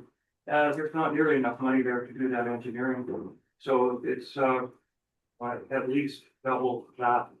And that's my only concern with this one. Okay, so we're still repeating the conversation at CSLAC, please. I know you're laughing, Alex. Sorry, the plural was in my head, not your first name, Alex. Please go ahead as the staff person on this report. Please go ahead. Thank you, through the chair. Just to address a couple of things quickly. So certainly, if the project were to ever go to construction phase, there would be a detailed design phase, which would include further engineering. And so those costs aren't associated in this first phase, and it's not something that we would be repeating. And to speak a little bit to the affordability piece, I think that's something that can't be understated is that we live in an auto-centric society, and the amount of provincial and federal budgets that are spent on highways and vehicle infrastructure it's massive, and it just there's no money spent on other options for residents, and many residents can't afford a vehicle or a personal vehicle. And these are two separate communities, but really it's one community separated by a stretch of Danish highway. So thank you. Thank you, Alex. I'm gonna go to David, if you were at the committee, I'd like to let people speak who are not at the committee, just to ask a question. Thank you, Paige, go ahead. We've had lots of discussions with the Nelson Cycling Club and the various infrastructure that they maintain and benefit brings to the community. At this stage, I do trust the Columbia Basin Trust in its current strategic plan, as it has initiatives, will add that layer of oversight in terms of where the value coming into this transportation grant lies. If they don't think it's the right kind of density or right kind of improvement, they will have their other options to consider for their budget. So I'm okay with that. And knowing that their strategic plan will shift over time, as it has in the past, this might be a window. So if there's the North Spokane Trail Society that wants to get some planning work done so that in the future when infrastructure is going in, there's a better sense of where and how we would support all those modalities, then I think it's appropriate to get that planning work done and see if CBT will support it and let them make that choice whether or not it's the best way to spend that money across the region. So I'll vote in support. It's all. So, yeah, well. David, I'll go ahead. Yeah, so something new that I did not share yesterday or at our meeting, Chair, if that's okay. If it's related to the motion, yes. Yes, absolutely.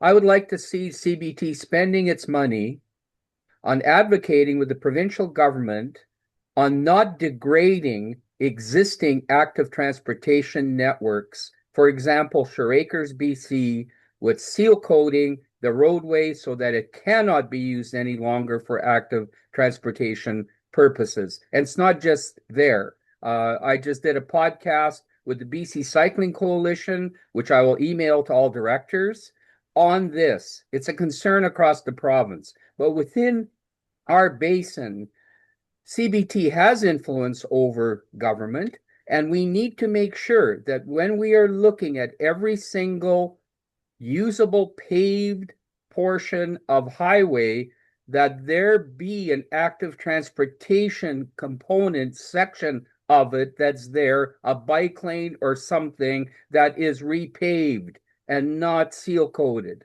So that is something new. CBT advocating for that. I will be communicating with CBT on behalf of our constituents on this, and I will be emailing you all the podcast of the BC Cycling Coalition Thank you. interview that I did with Peter Ladner. Thank you, Chair. Thank you. Oh. Okay, is there a question, not repeating comments from yesterday's meeting or Tuesday's meeting? Seeing none, all those in favor, this is all vote. Those opposed? 1, 2, 3, 4. Are you opposed, David Off? Yep. 5. Okay, recorded. No.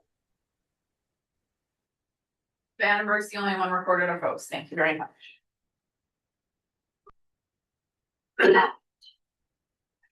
Okay, memberships. Someone like to move that motion, please. Thank you, Hewitt. Second. Thank you, Graham. Discussion. All those in favor? Opposed? Carried. 5.1 bylaws.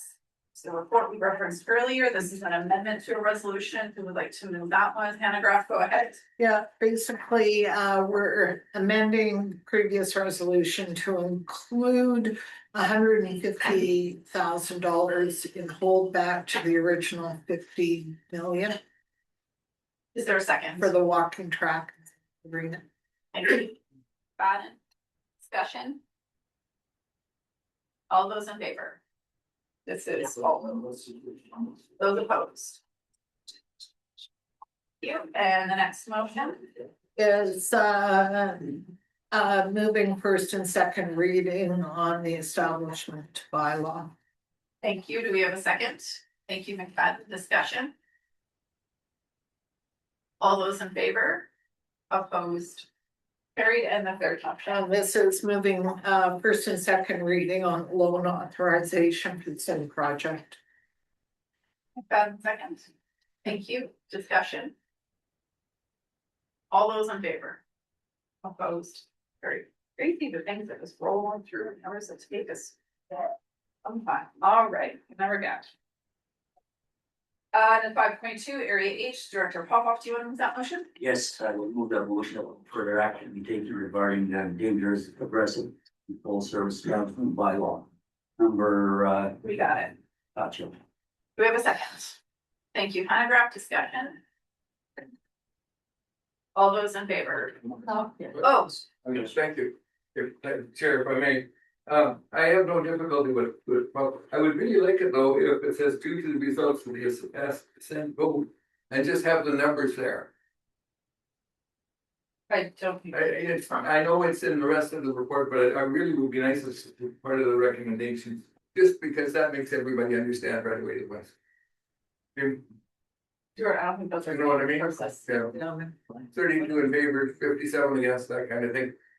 Just in practice there. Okay, thanks, we got it. I'm just checking procedurally if that's good practice. I don't think it is. Tom? Respective to the chair, it's not necessarily normal practice because we do a formal declaration certifying and that sort of thing, but it's not a problem. Are you making that amendment? No, I'm not gonna make it. Okay, great, thanks. Just as a recommendation, personal. Okay. All those in favor? Opposed? Carried. Prior to adoption, if the light comes. Yes, go ahead. So back when Mr. Gould knows what I'm gonna say. Tom was very careful in the March 19th, 2026 board meeting to have the required amount of electors alternative process as 768, which exceeds 10% of the valid electors. Mr. Morrison's report he signed off at the old number, 767. Does that matter? Should the corporate officer redo his report where he says that the number of electors required to sign the electoral response form was 767? It doesn't make any difference to the result. I just don't want to have someone down the road saying, oh, because somebody else in this region might think the way I do and count numbers. Mike Morrison's report is off by 1. Yeah, and then he revised, I happily move adoption and his Who's gonna answer that question? Tom? Yeah, go ahead. Respectfully through the chair, because it's an AAP, the degree of reporting required in the AAP is actually down from what is an assent vote. We normally are not even required to produce a count or anything. We do this as a matter of courtesy for the board. So the report does not need to be amended. No. Good. I would move adoption, Chair. All right, do we have a second? Thank you. No discussion on adoption. All those in favor? Opposed? Carried. And now we need to rescind the dangerous aggressive dog bylaw to remove area H. We have a motion to do so. Pop up. Thank you. Do we have a second? McFadden, discussion? All those in favor? Opposed? Carried. All right, bylaw 3082. This is adding the water services into notice and dispute adjudication. Would like to move that bylaw. Move 3 readings. Thank you. Do we have a second? Thank you. Discussion? All those in favor? Opposed? Carried. Would you like to move adoption? Chair, move adoption. Thank you. Second. Thank you. All those in favor? Opposed? Carried. East Waste, who would like to move that motion? I would move 3 readings. Second. Thank you, Boone. All vote weighted. Discussion. All those in favor? Opposed? Carried. Move adoption. Second. Thank you, Boone. All those in favor? Opposed? Carried. 6.1.1, we have a report, we have a motion. We'd like to start with questions and or the motion. I would like to amend the motion slightly, but I will drop to the table. You're going to move it? We have a second. Tierney second, okay. What I wanted to propose as an amendment is that the first section that the RDCK board received for information, the terms of reference, because this terms of reference actually needs to be adopted by us, making a motion to receive it, I'm a little concerned with. I'd rather have the whole motion minus including receipt. Once it's on our agenda, we've received it. There's no need to move a motion for that. So that would be my proposed amendment. Vandenberg? Second that. Okay, thank you. So the amendment is to remove the first section on the amendment. Jackman? Yeah, I've been thinking about this a bit as well, that maybe we should just be receiving a draft terms of reference, because in my mind, that's all it is. We don't understand all the language or definitions or obligations in this. So to me, the other approach would be called this a draft terms of reference. But I can go either way. But I withdraw my amendment and change it to adding draft in. Are you good with that, Vandenberg? Okay, thank you. Okay, so now we're on the main motion with draft as a friendly amendment. Yeah, sure, you're on it. All right, discussion on anything else in here. There were a few items I saw missing. Go ahead, Vandenberg. Yeah, I just wanted to touch on for the benefit of those. There's been a lot of conversation around this. There's going to be a lot more, as you've heard, with the alternative water supply. This is not a small item. I think it's to suggest that with acceptance in terms of a motion or the terms of reference in the work plan, it is premature. We haven't even gone through the whole terms of reference yet. As we have discussed, we're going to do as the Crescent Valley directors. We've made some good leadway. One of the things, but we have not got through our, there's a number of questions that were tabled by the directors. We have not gotten through all of that. We spent June 11th, a full day, as our chair and vice chair is a part of.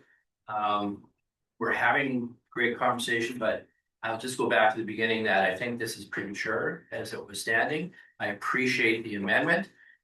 Because I want to work to more work, and we are going to be full day workshops right through to the fall, trying to deal with the timeline on this, which I think is quite aggressive, but nevertheless, I'm willing to participate. So thank you for that amendment. Paris, I see you got up. Did you want to add anything or just available? Just really. Okay, thank you. I think it is important to note it is in the timeline attached, but the CVSC directors and then myself as chair and or vice chair, depending on our availability, will participate in the 5 remaining workshops that are in their schedule. Jackman, go ahead. Yeah, thank you. And then to understand where this will lead, and it's got a lot of great potential. To me, there is maybe a piece that could be added next time the board or anybody looks at this, because we have the draft terms of reference, and then we have really good amount of sort of milestone detail for this working group. In our conversation, we had another piece that was sort of what would the future look like in goals, and I don't see that when I look back through my pre-workshop materials. I didn't see that either. But in the goals, there was that one word, co-management, which, how does that fit?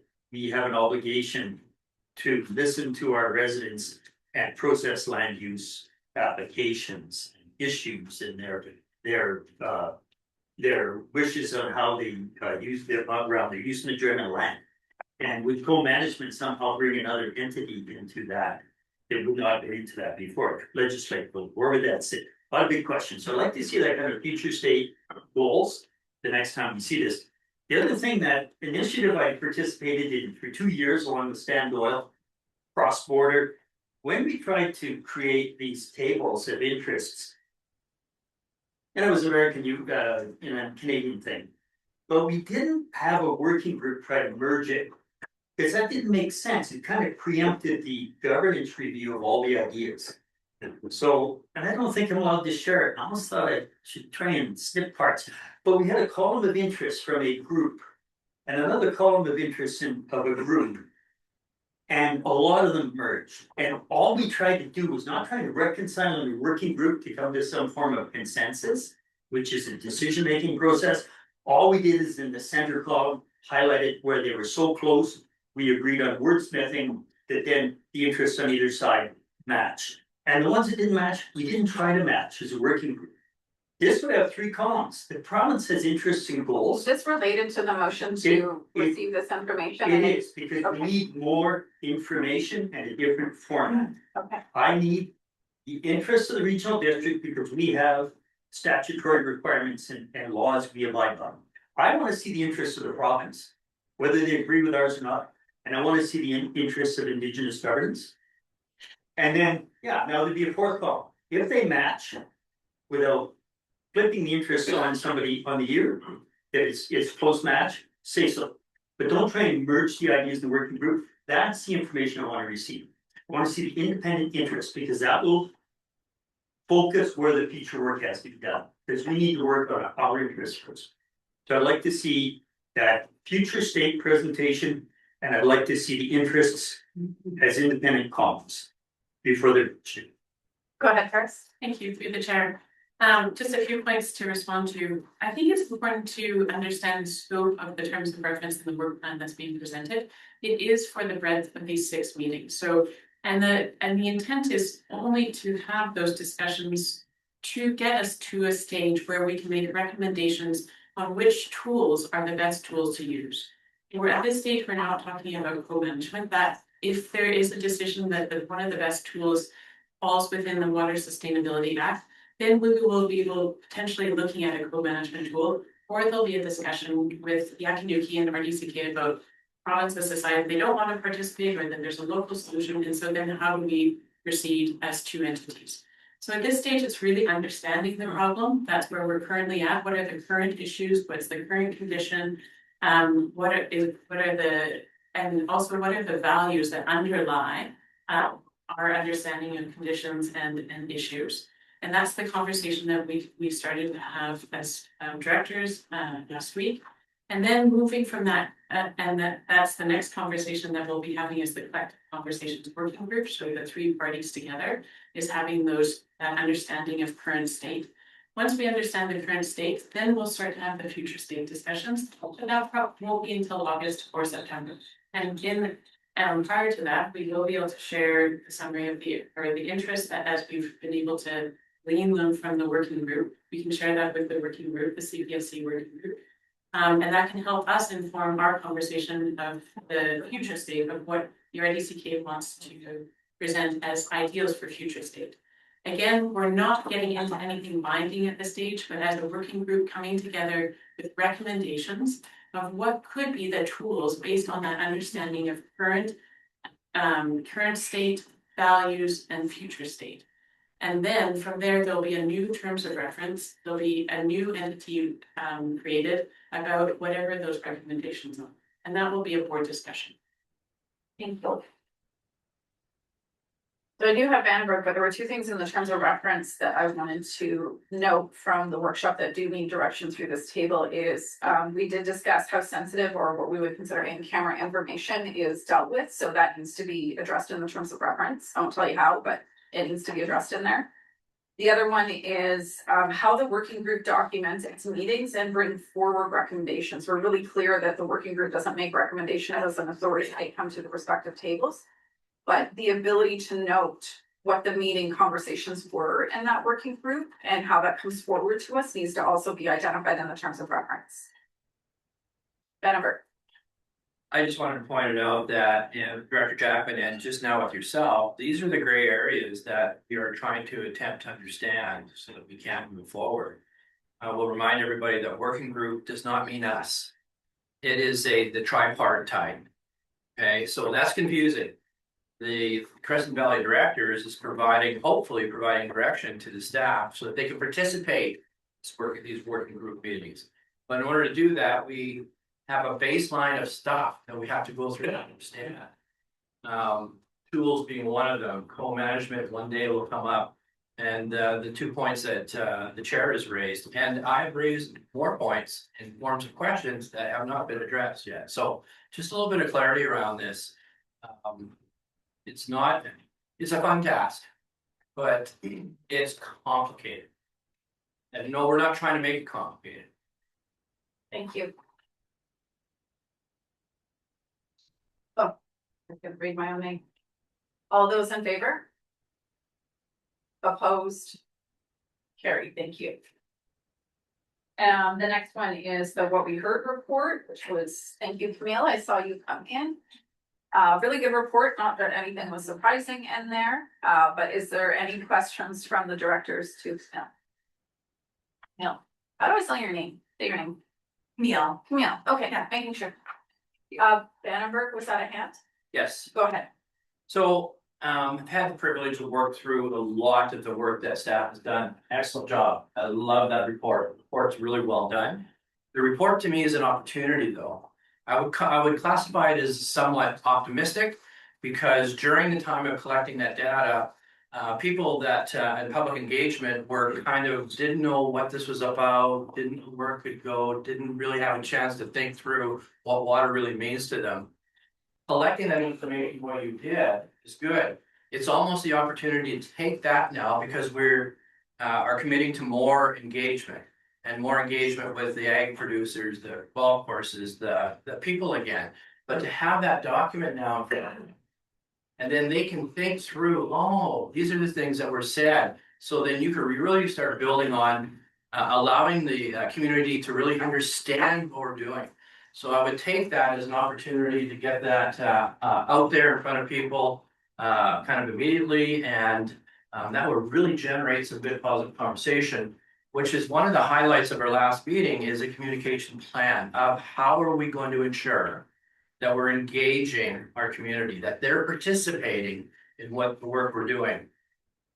This document, I believe, will really help to do that. It'll get through a lot of stuff that people don't really understand because they see everything that Paris and Camille have done. Director Dingwall, can you please stop posting and chat? It messes with our ability to track. You can email things. Thank you. I do have a question that goes between you and Dan Elliott as our communications person. And so he is online. I just want to see, Dan, I know you're there the whole time. Are you there right now? We can get it to him. Oh, unmuted. Yeah, Thanks, Dan. I'm here. What I'm curious about is, I've in other conversations regarding community engagement, one of the things I've discussed with Dan and staff in those conversations was the ability to do, our attention span is a 30-second reel. Is there a way to take some of the results from this report and make it a 30-second reel where you're working like your farmer? Here's a farmer's response. Here's this person's response, and it makes it a little more I don't think the word's tactile, but receivable by the public, because I think it's a great report. It really says, here's all the things we heard, listening, and this is what will inform. So I'm curious about the ability to do that from either you or Dan, or any comments. Yeah, through the chair, I think that's a great idea. The report, there's a lot of feedback and there's a lot of content in there. So we tried to do it justice, and also have it be readable. But video is something that the community sustainability team and in our communications meetings, like we know is more engaging. And that's kind of how people are taking in their content and where they're getting their up-to-date information. So I think that's a great idea. Paris and I talked about doing like a launch or an attention grabbing video, you know, talking about the next phase of engagement and drawing more attention to the report, because I think people have also been waiting for it. So it has the potential to really grab that attention. So I like that idea. Thanks. Dan, did you want to add anything? I know that you're part of that conversation. For sure, through the chair. Yeah, no, I definitely think it's a great opportunity, and it's something that we are looking at doing more of in terms of utilizing some video content and doing those kind of small, short snippets that we're able to put out content that is, as you said, a little bit more digestible, something people can really wrap their heads around. So I think this is a great example of something that we could utilize that format with this. Thank you. Yep. Oh, yeah, sorry, Vandenberg, I'm sorry, then I was gonna get a supplemental. I just want to make sure that we're not delaying this information going out, waiting for video clips, that sort of thing. It's not on the website now. It needs to be on the website. We need to be able to just talk to our community and say, go here to the engage and start understanding this in conjunction with the bite size that you're able to focus on through a video format. So just don't delay in getting it out. Get it out there now. Go ahead, no. And through the chair, yeah, happy to provide more information on the rollout of it. So we do have like social media cards, and the intention was to, once it was presented and talked about at board, then we would get it on our engage page, on the website, do a social media post and get it out there. Because yeah, we also really want to get it out as well. And a reel could also be something that comes out a bit later to, you know, build again that momentum of attention, and then, you know, we can also promote other engagement and person opportunities with that reel as well as the report. So yeah. Thank you. I'll look forward to the highlights, Dan. We do get to review a newsletter. Okay. Further discussion on the report. Well done to your whole team. You as well, Paris. I know you're involved. Thank you. All right, 6.2.1, slightly related, totally related, but also related, Erickson water metering project. Tierney. Thank you, Chair. And before I move to 2.1, I just wanted to say, if you read the information that's for these next two packages, you'll notice the price of the metering project is coming down a lot. And so really good news. We'll like to move the staff recommendation. You want me to read it all out there? No, you can just do the first line. That the board directs staff to award the contract for the Erickson water system residential meter contract package number 4. Thank you. Do we have a second? Thank you, Jackman. Discussion. All those in favor? Opposed? Carried. And the next motion. And 6.2.2. The board directs staff to award contract for the Erickson water system residential meter contract package number 5. Thank you. Do we have a second? Thank you, Jackman. Discussion. All those in favor? Opposed? Great. Thank you. 6.2.3, I'm happy to move this motion because they have had half the level of servicing since December. So I'm grateful to see this move forward. I will note we did put community works into the service, so it'll hopefully help balance out this expense. I move that the board award the Marblehead Transfer Station upgrade. Oh, sorry, she has a conflict. Too quickly. All right.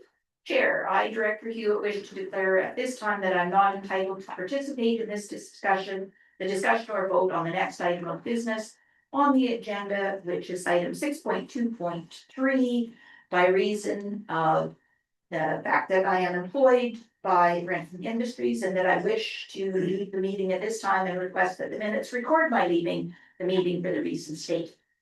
Thank you. I knew there was something you had told me about the meeting. We'll just give you a moment. Thank you, Director Hewitt. I will move that the board awards the Marblehead Transfer Station upgrades to Brenton Industry for the noted amounts and details. Do I have a second? Thank you, Graham. Discussion? All those in favor? Opposed? Carried. Director Graham, can you let Director Hewitt know we're good?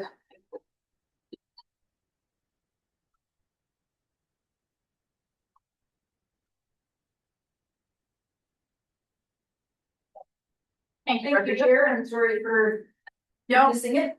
I knew there was something I was forgetting about. Next one is the mosquito control program report. This is in area D. I'm good with that. I get to be intimately involved in this program. Any questions? Yes, Weatherhead. I would, to the chair, the drones, that sounds like a really great development. I'm going through those. Pleased to see that. It's taken many years. So we currently rely on helicopters, and Uli by all means jump in at any time. They use helicopters, and in the height of the season, it becomes not only, I think when I started, it was about 3,000 per aerial, and now it's up to 12 to 13,000. And this is only in the areas, like if you know the north end of the lake, there's a lot of inaccessible areas, and depending on the water flows, that's when they do them. They don't use them as a go-to very much. So the cost of aerials using helicopters, as well as the fire seasons, drastically impacted the ability to provide the program, and also climate change perspective, it's really not efficient. So Morrow Bioscience, who's the contractor, has been working on their permitting to be able to use drones probably for 4 years now. We wrote a letter of support 2 years ago because the language issue on the labeling of the BTI was the main thing that was holding them up from getting a permit from the federal government. So it wasn't about using the drones, it was actually a labeling issue. Regardless, I think they will be able to move forward this year or next year. Not sure. They're doing the training. And then, yes, no more helicopters. Thank you, Vandenberg. I can just offer more on this because I know quite a bit more about it, if you're interested. That is to say, that it's more than just federal, it's also provincial as well, and the BC legislation has been provided towards the operation of drone pilotry, and in conjunction with the feds, around the chemicals being used. So this next year, we'll see surges of those types of services. Finally. Yes. It's mostly jurisdictional. The holdup was the federal on the language, but yes, it's provincial and federal. Okay. Good on that one. Administration and Finance, Public Passenger Transportation System. You have your report. This is an annual operating agreement. Do we want a motion and or questions? Hewitt. Move the motion. Do we have a second? Thank you, McFadden. Discussion. All those in favor? Opposed? Carried. Sit around, Tom. I will be discussing you shortly.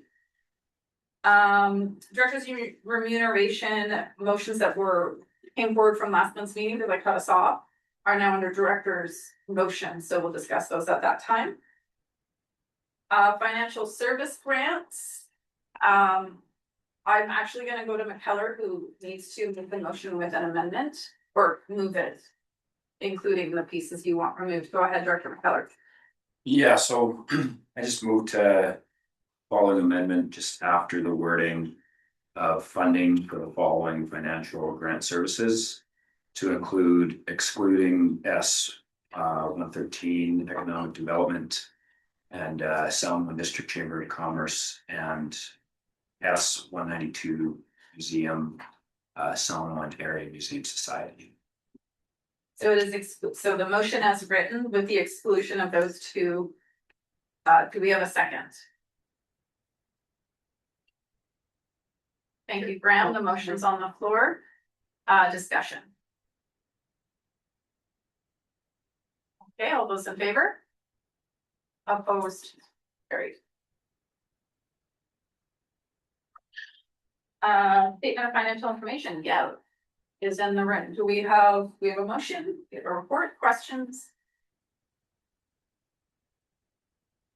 Everybody at once. What I'll do move the recommendation. Thank you, Willet. Thank you, Jackman. Further discussion?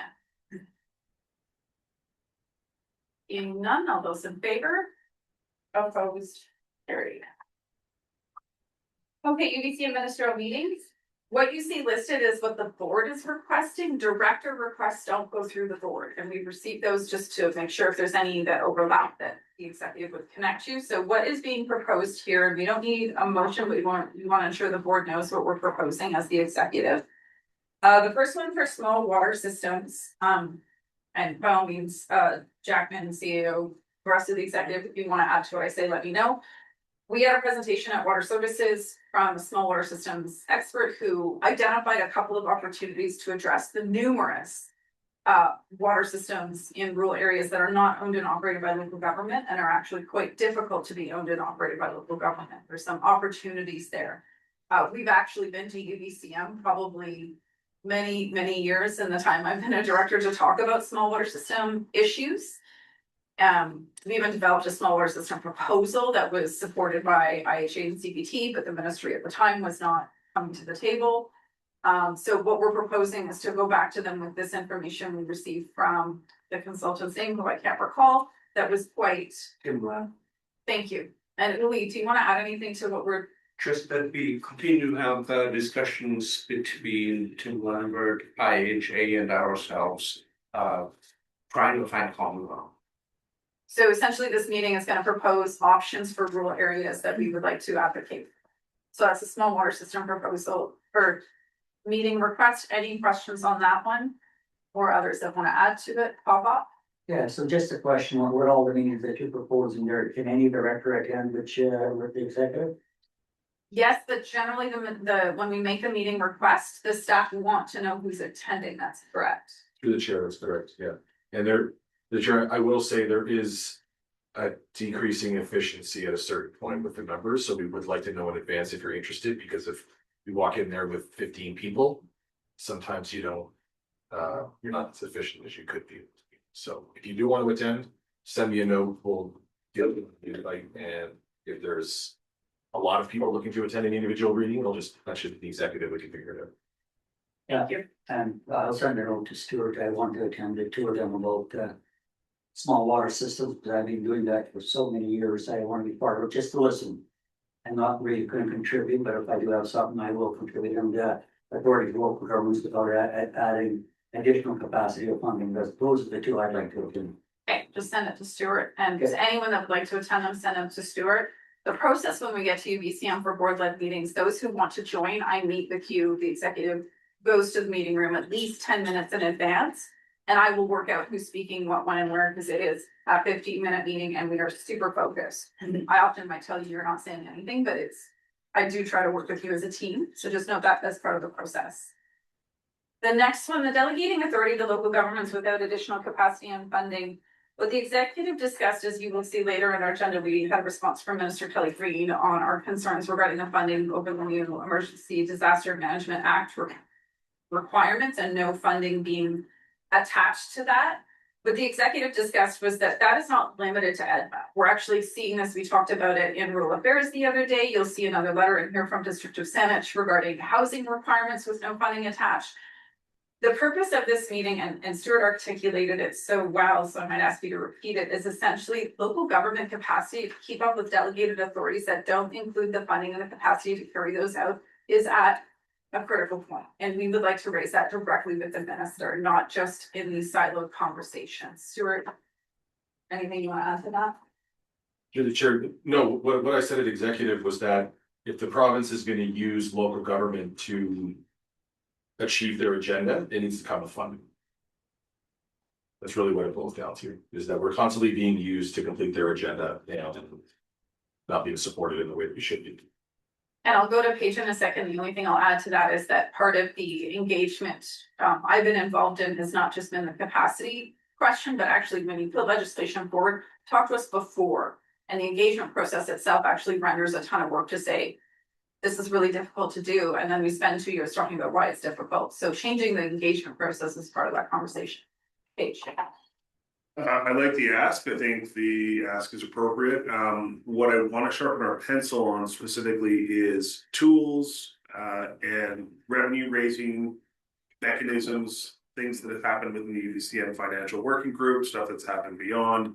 I want to identify a few places that staff think like, well, if we could have additional property subclasses, if we could, you know, plug into the MRDT in a different way, if it had an expanded scope, if we could get a portion of PST allocated, like what are some of the pieces where it's not just like give us more money through the budget allocation, but provide us more authority to raise revenue on our own. Is how I try to have that conversation in a little bit of a different way and drive it back to the UPCM financial working group.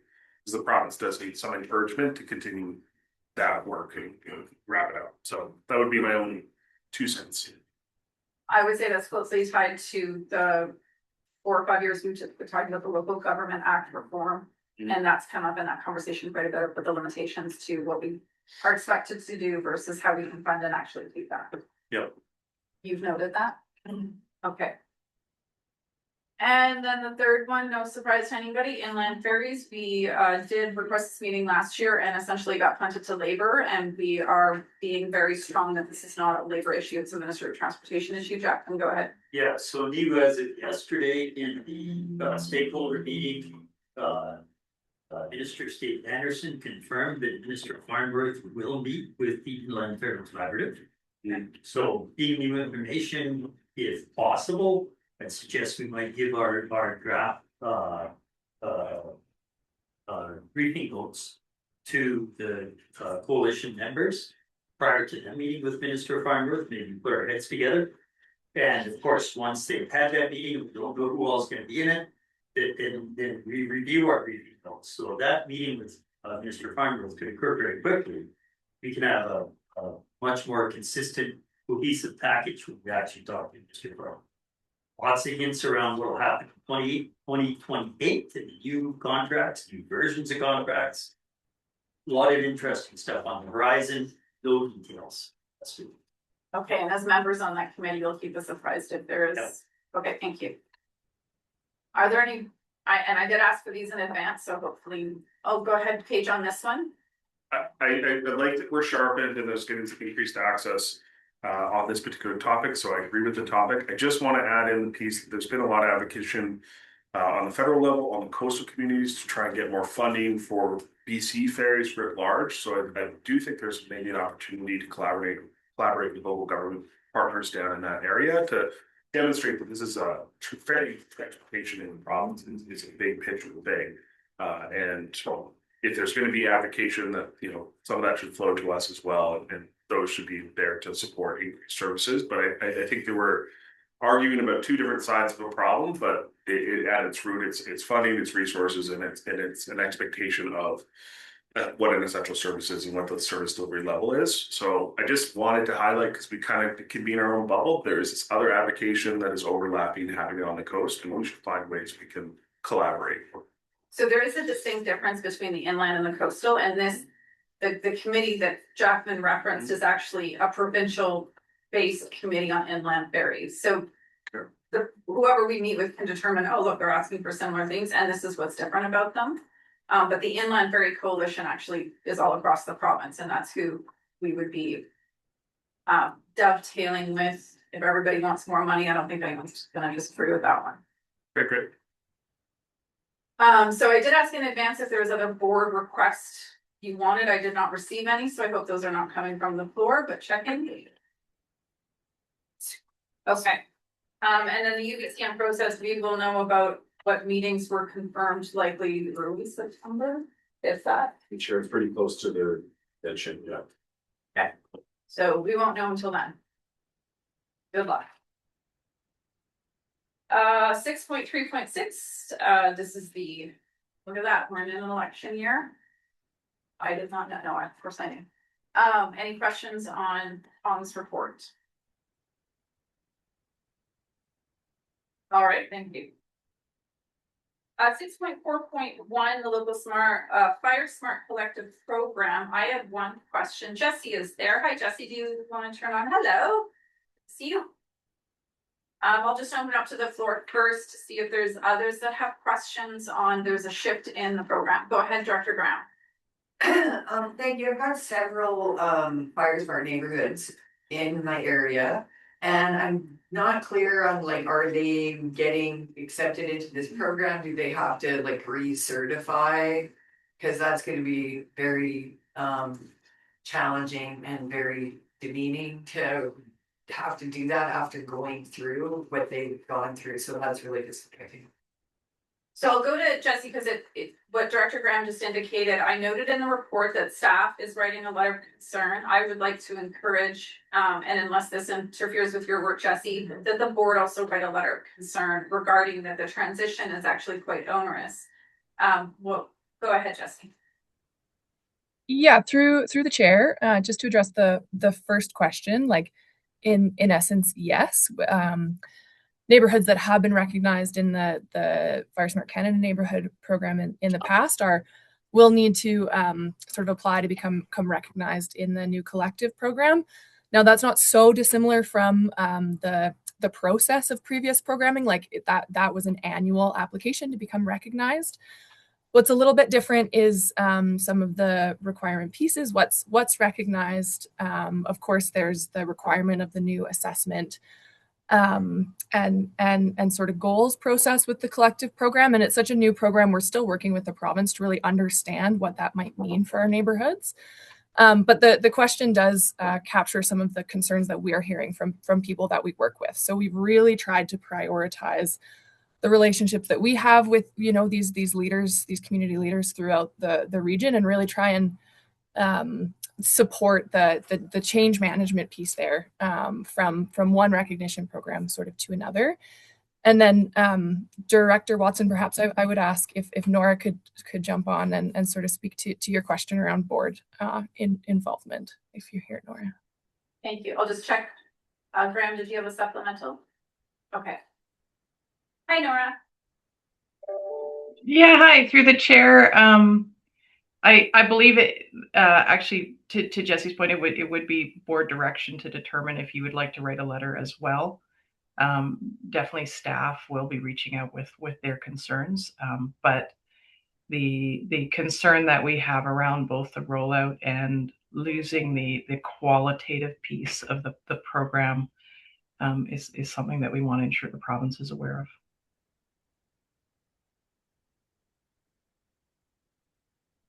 Do you have any comments? Through the chair, this program is at this level, it is so operational and detailed that I think that the staff to staff interaction is probably appropriate and good enough. I think maybe start with the staff to staff, and if there really is no movement and no reception on the concerns, then maybe the board does get involved after that. We can bring that back. Okay, that's actually what I was thinking from what Jesse and Nora said, was that perhaps come back to us if there's increasing or no movement on things and there's impediments to our communities. Okay, further questions on the report or on that topic? Thank you for all your work. I know the community super appreciate it. 6.4.2, you can keep your camera on there, Nora. Temporary access permits. We have a report. We have the amended policy. Do we have questions and are ready for the motion? Motion. Thank you, Hewitt. Do I have a second? Thank you. Discussion. All right, all those in favor? Opposed? Carried. Thanks, Nora. Great work. Discretionary grants. I'd like to move that motion. Thank you, Graham. Second. Thank you, Pendergraft. Discussion. All those in favor? Opposed? Carried. And community development. Thank you, Weatherhead. Second. Thank you, Jackman. Discussion. All those in favor? Opposed? Carried. Ready grant amendments. Selma, Director Keller, do you want to move that? Moved. Yeah. Thank you. Do we have a second? Thank you, Kate. Discussion. All those in favor? Opposed? Carried.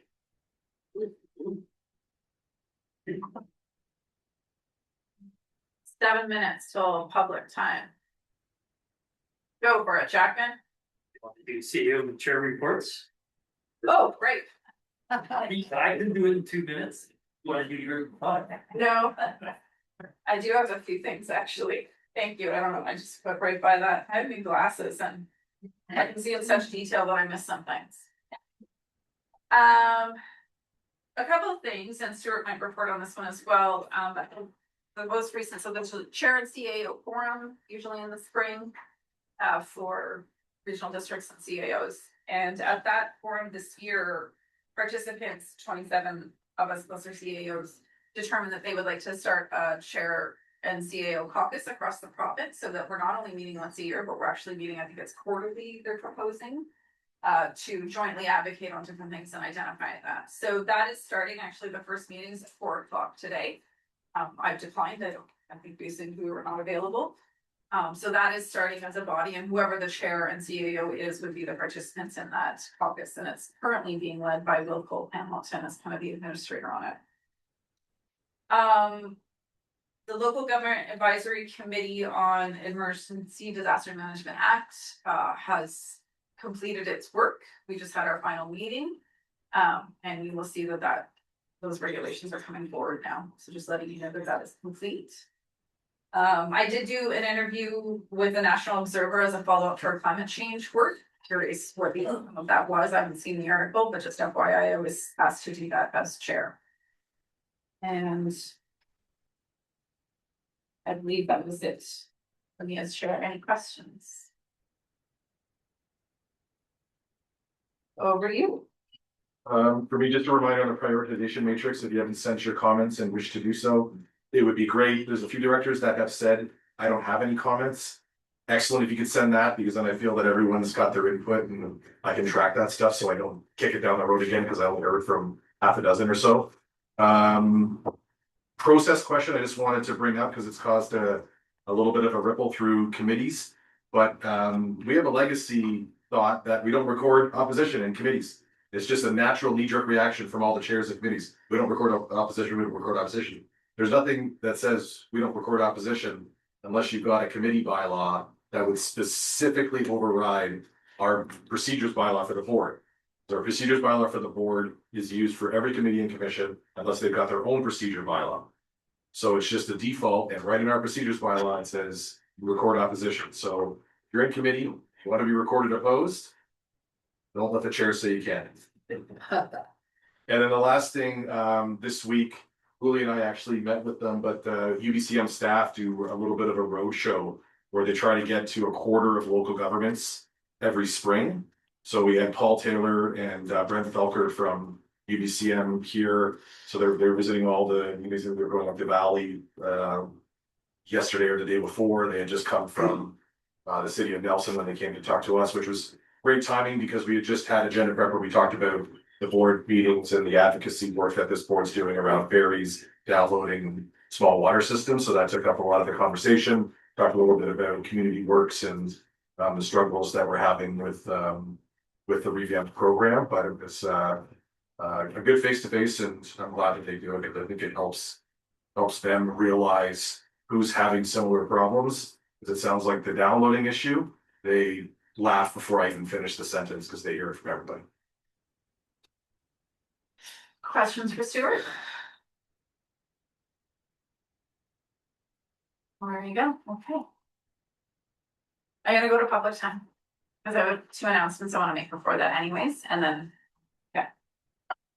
So first, what I would like to acknowledge is 2 of our staff members who have received awards for their incredible work.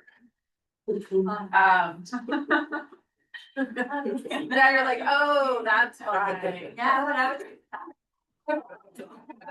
so not to put you on the spot, we're gonna put Tom on the spot first. Come up to the podium because I hear you get beat red when you get attention put on you. Tom Jewell has been identified as a transit superstar, which was from BC Transit Media Release, consistently gone above and beyond his role as research analyst at the RDCK, making outstanding contributions to transit services across an expansive and a complex region. So Tom, congratulations to superstar. That's what you got for telling me in the coffee lineup this morning that you got. The no good deed on it, right? And also super amazing is Akani, received an innovation award at Recycle BC as a star.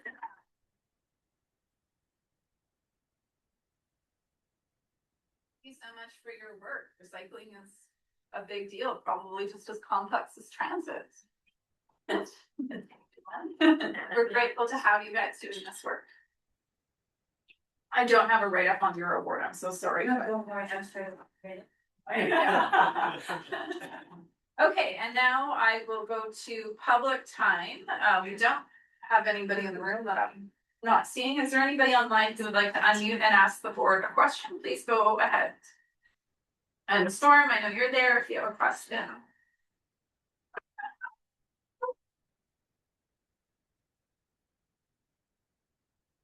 Yeah, I'll give it one more moment. Any questions from those online or the media?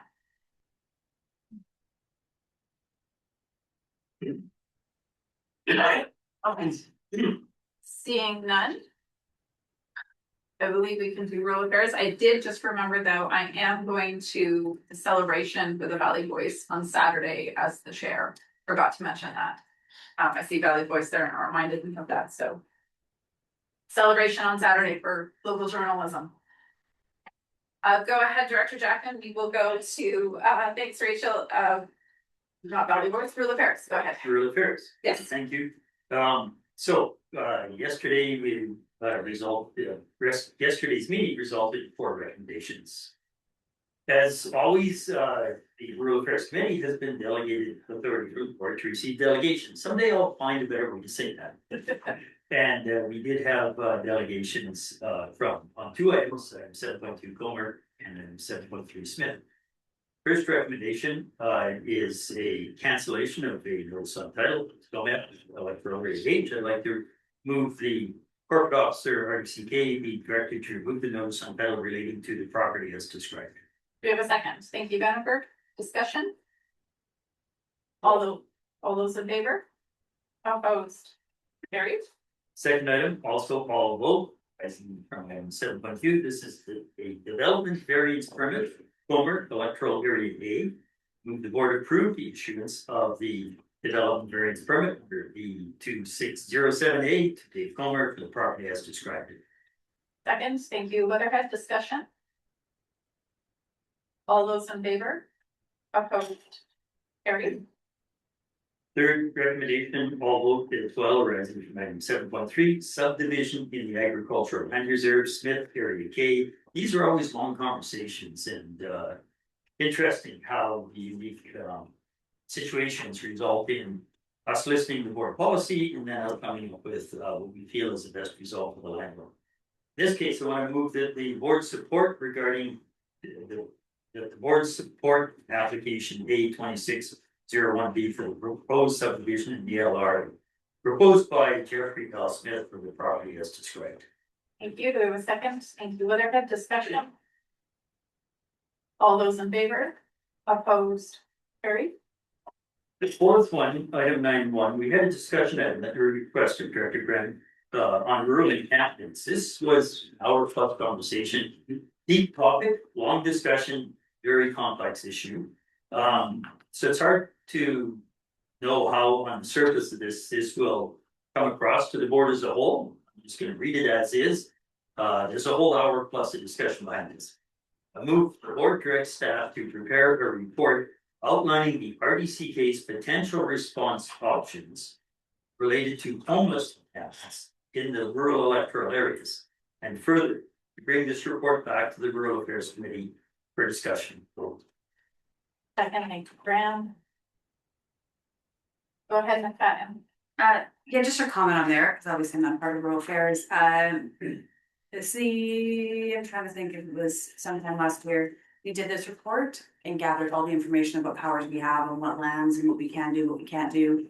As well as a list of things that we have done that have worked, and resources and that. Anyways, just offering it to whoever, I don't know if it's staff or you have it already. Yes. Great, that's what I was gonna say, is that let's make sure we're not duplicate what we've already done if it can help. That was awesome. Great, thanks.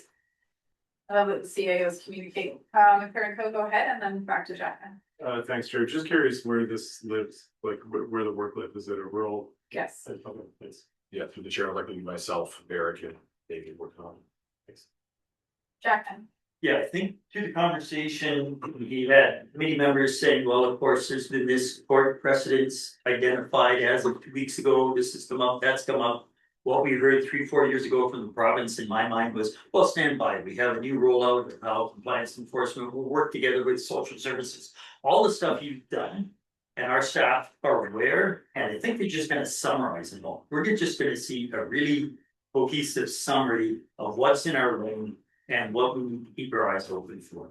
And I would welcome that, because it's just been a swirling mess of people trying to get ahead, and we'll figure it out. So it'll be a summer review. Thank you.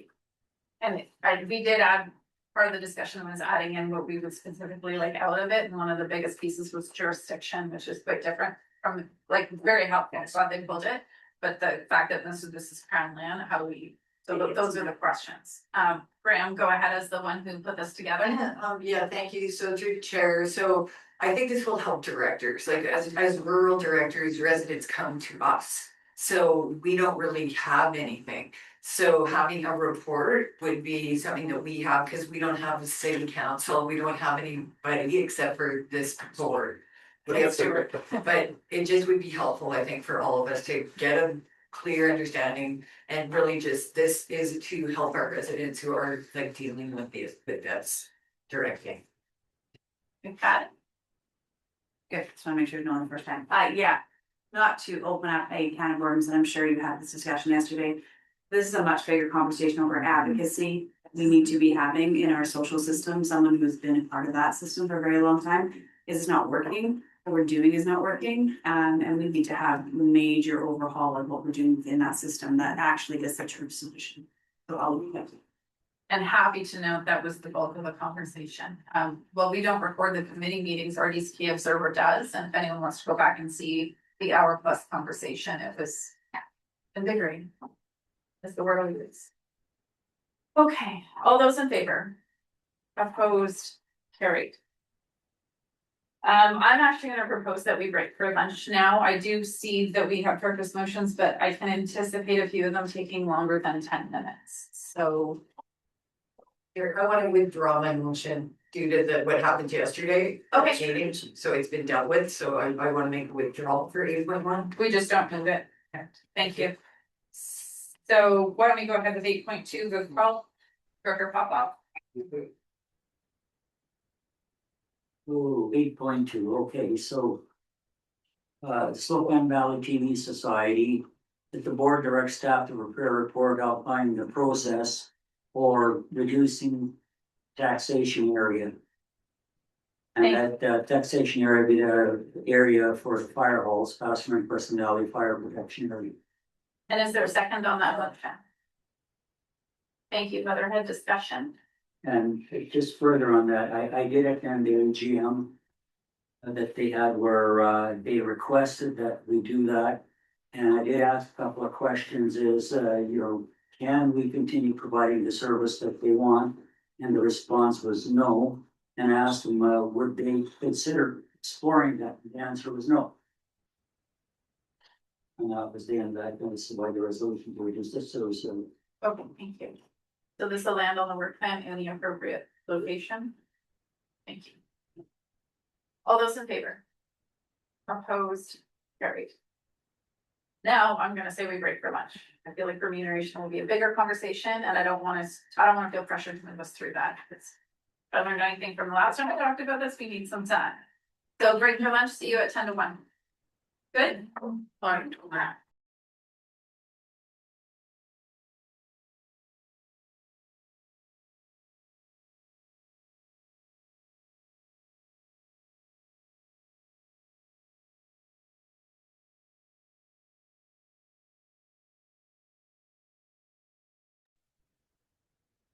You. All right. Oh, Director Pike, you're back. Let's check your sound. Hello. Thumbs up. Thank you. Yeah, it's great. Thanks. Thank you. Dr. Davidoff, are you there?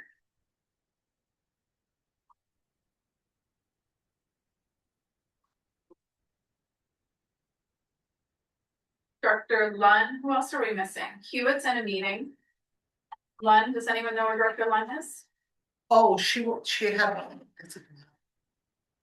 She was just doing a personal thing at lunch and she'll be back. Okay, so she's not here. Okay. It's not quite 1 Hewitt's in o'clock. an FCM meeting. I have break from the door. Okay.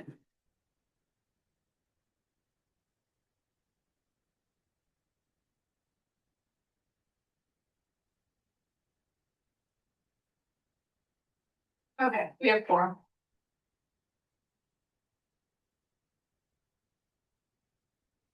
Okay, so we are on item 8.3. And Director Popoff had a motion for director's remuneration to be considered. Director Popoff, go ahead. I'll read the motion now that the board approve the chairs standing committees only receive their chair stipend in the months which the chair presides over a meeting effectively January 1st, 2027. If I get a seconder for that, I'd like to speak for that, or do you want me to start? No, we'll second it, get it on the floor. If it's on the floor, go ahead and speak to it. Okay, so I did a little bit of research on there. And when I take a look at it, East Resource, all the committee chairs get a yearly stipend. Some committees only meet 4 times a year. Others only have 6 meetings a year, and some have 12 meetings a year. So, but they get a yearly stipend every month for it. So my resolution is to provide standing committees only their choice, their stipend in the months which the chair presides over a meeting effective January 1st, 2027. And the reasoning for that, these funds are to cover, but not limited to, attendance at agenda prep meetings and consultation with directors and staff as deemed necessary. And in the months that they don't have a meeting, they don't need to do that. In the months that they have a meeting, that's when they do that, and that's what the purpose of the resolution is. And when you take a look, it's a cost savings on our budget at around $16,000. That's based on 2026 monthly costs that we have. So in 2027, there'll be a CPI increase. It'll probably be increasing more than 16 or the saving. It'll be more than $17,000 savings. Okay, we have a speakers list, Hannah Graff and Jackman. Go ahead, Hannah Graff. Yeah, just on behalf of the committee, we did receive this as a suggestion through the surveys. And our discussion was around that, there are things that happen on months that meetings don't happen that the chair has to deal with or educate themselves on or be aware of what's going on with whatever the subject matter is, which is why we didn't proceed with this notion. Thank you. Jackman. Yeah, thank you. So looking at, east, west and central resource and joining, I think Director Popoff is onto something there. A number of years back, I found life more chaotic. Weren't in the recycle multi-material VC realm. We were continually working, the staff was working on it. There's all this conversation. How are you gonna get in? How are you gonna get a fair arrangement? What sort of core sites would you have satellite people and stuff? We also had a lot of questions about are we balanced in terms of what we charge tipping fees versus taxation. We also had a lot of studies in front of us. We needed to understand where our waste streams are, well, where we do better. We're doing well now, I feel. And so the pressure is a sub-regional waste chair is way less. In fact, nobody talked about it, but we need a couple $1 million to do program stabilization. We haven't had to be talking about that. We were years ago. The staff has an excellent hand on.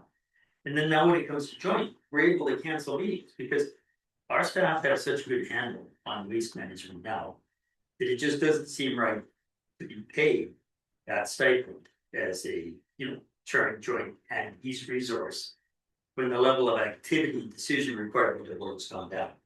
Now, whether we need to analyze it for all committees or which committees, but waste management for sure is in such good shape compared to a decade ago that I think that's where Director Paul's any analysis should start there.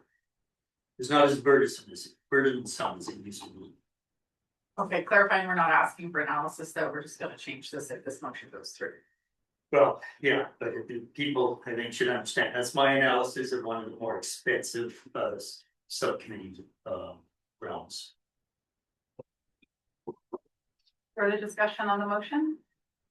I'd like to speak if I may. I'm just gonna see if there's anyone else. Okay, for close? Okay, so for closing. When this bylaw was established to provide a monthly stipend for committee chairs, the only committees that we had at that time was East Resource Recovery, Central Resource Recovery, West Resource Recovery, and Joint Resource Recovery. All the other ones, all rec, community, CSLAC, Water Services, West Brunswick, were established later, and they don't actually meet on a regular basis like the other committees did. So that is the reasoning behind it, and I've chaired most of those committees throughout the last 18 years. And I find staff develops the agenda. They call the chair and say, hey, this is the agenda, anything you want to add to the agenda? And I review the agenda in the month that I'm chairing that committee with staff. And then I ask staff to send out an email to directors if there's something else they want to add. Now, it might be a benefit for new directors chairing a new committee. Might take them a year or so to get up to speed on it, to understand what the committee is all about and what to do. But once they're up to speed, there is no need to pay a stipend in the month if they don't chair a meeting. In that month, if they chair a meeting, they could cover it all in that particular month. Okay, seeing no other speakers, thank you, Director Graham. All those in favor? One, hands up, like we're still awake. Good afternoon. 1, 2, 3, 4, 5, 6, 7, 8. Like is a 9. Those opposed. So noting if your hand went up, didn't go up, you're in favor. So we have 2, 3, 4 opposed. 4 opposed, and I'm just realizing we don't have David off and Susan. That's 18, so the motion passes. All right, McLaren, go ahead. Thank you, Chair. My motion is that the board approve the travel costs taken from the stipends and other expenses associated with conference attendance to be deducted from director's monthly stipend if they fail to submit a report on their attendance within 1 month of the conference, effective third of this year. There a second? Paige, thank you. It's on the floor. Do you want to speak to it? Sure. The intent behind that motion is to provide value both to the board, to the regional district and the public at large for conference attendance. You can see by my next motion that I'm not against investing in the work that we do here, but I think it's important that we provide value, provide tangible value for the investment of those tax dollars. I mean, since I've submitted that motion, I'm happy to, like 1 month is a bit tight, so I'm happy to change that as a friendly amendment if anybody wants to suggest that. And I think also it would be a reasonable ask of staff to provide some kind of fillable form or something that makes it very, very easy to file a report, like make it as easy as possible. I just want to provide value. Like if we're going to invest $2,000, $3,000, $4,000, $5,000 in sending people to conferences, that we know that it is actually an investment and that we can prove it to the developer. Thank you. I got Weatherhead, Hanegraaff, Page, and Popoff. Weatherhead, Thank you, through the chair. I actually find this idea punitive to begin with. I feel that when I was newly elected, I just could not recall the policy being maybe I didn't pick up on it, maybe it wasn't said to me that I felt that maybe it would have been to begin with to start with something where there was just a bit more introduction around the policy in terms of the need for reporting, things like that. And I feel that we're gonna go to this length, and there should be some type of reporting format given to directors or something like that. I just find it kind of punitive to be penalized. It's an odd way to look at it, I feel. So for that reason, I'm not voting in favor of it. Thank you. Clarification, there's currently no policy in place around this. Okay. I'll add results to the list. Paragraph. So I think I need to say that the committee struggled quite a bit with the fact that only 6 out of 20 directors actually gave feedback. And so the most we had on any subject was 2 to 3. I'm not sure what that means, but it was either two or 3, not 2.5, I'm sure.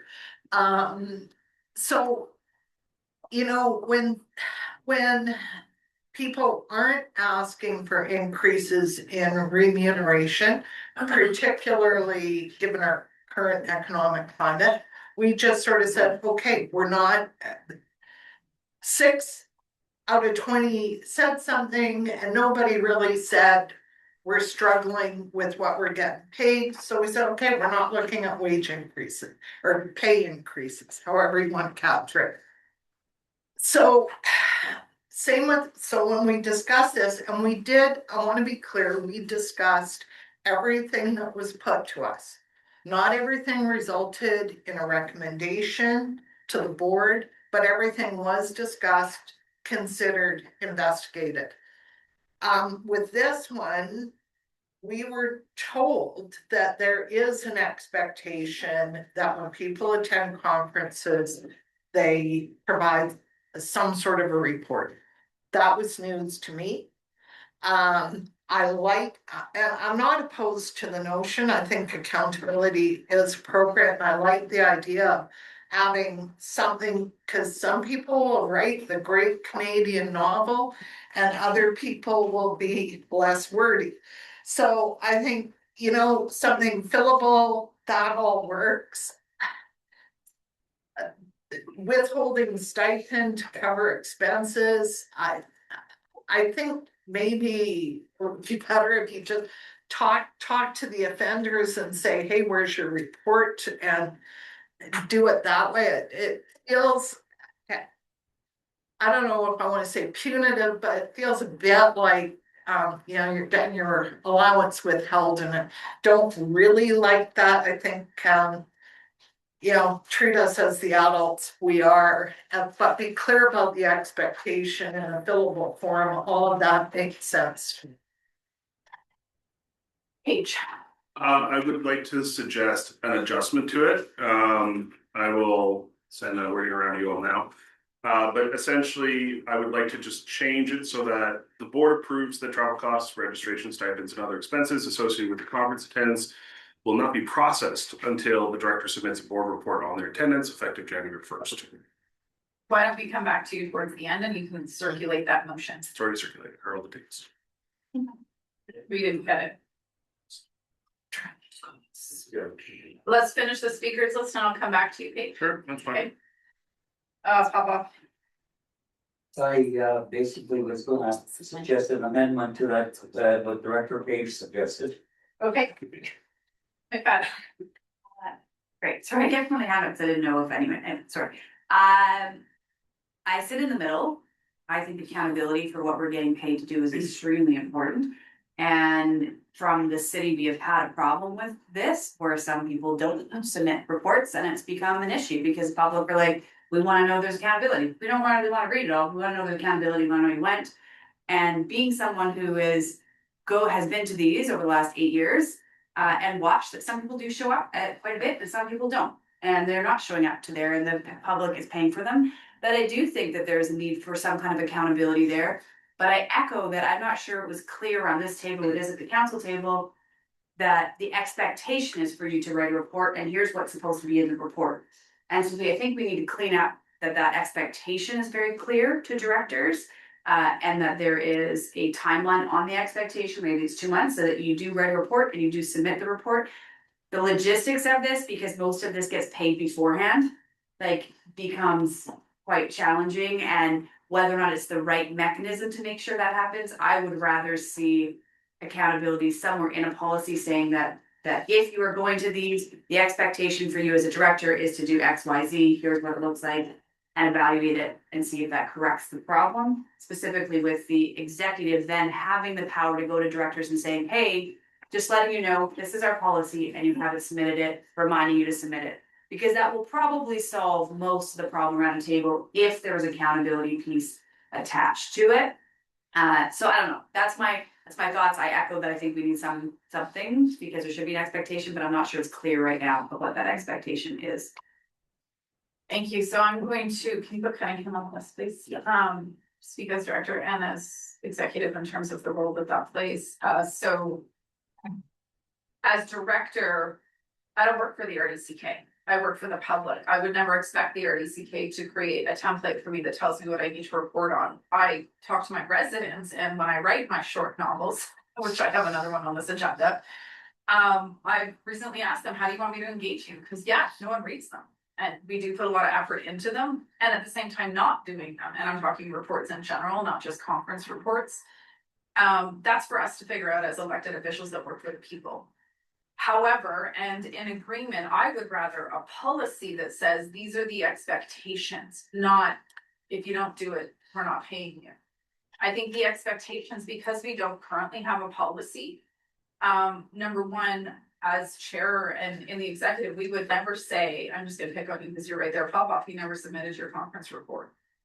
That's a really tricky role for us to play because there is no policy in place that says I should be doing that or the executive should be doing that. It's really, we have to remember that the people that elected you are your bosses, not me. I'm not your boss. I actually work for you. So the accountability piece it's a tricky one to try and put it in policy while also acknowledging your accountability is to your residents. So with that being said, by all means, I'll go back to you because you wanted a motion. I would prefer a policy that outlines expectations on conference attendance. But with that, I would also include external committee commitments, because that was something that's come up at this table before, is we will have appointees to committees. And that mechanism is to say, you are the RDCK when you're over at that committee.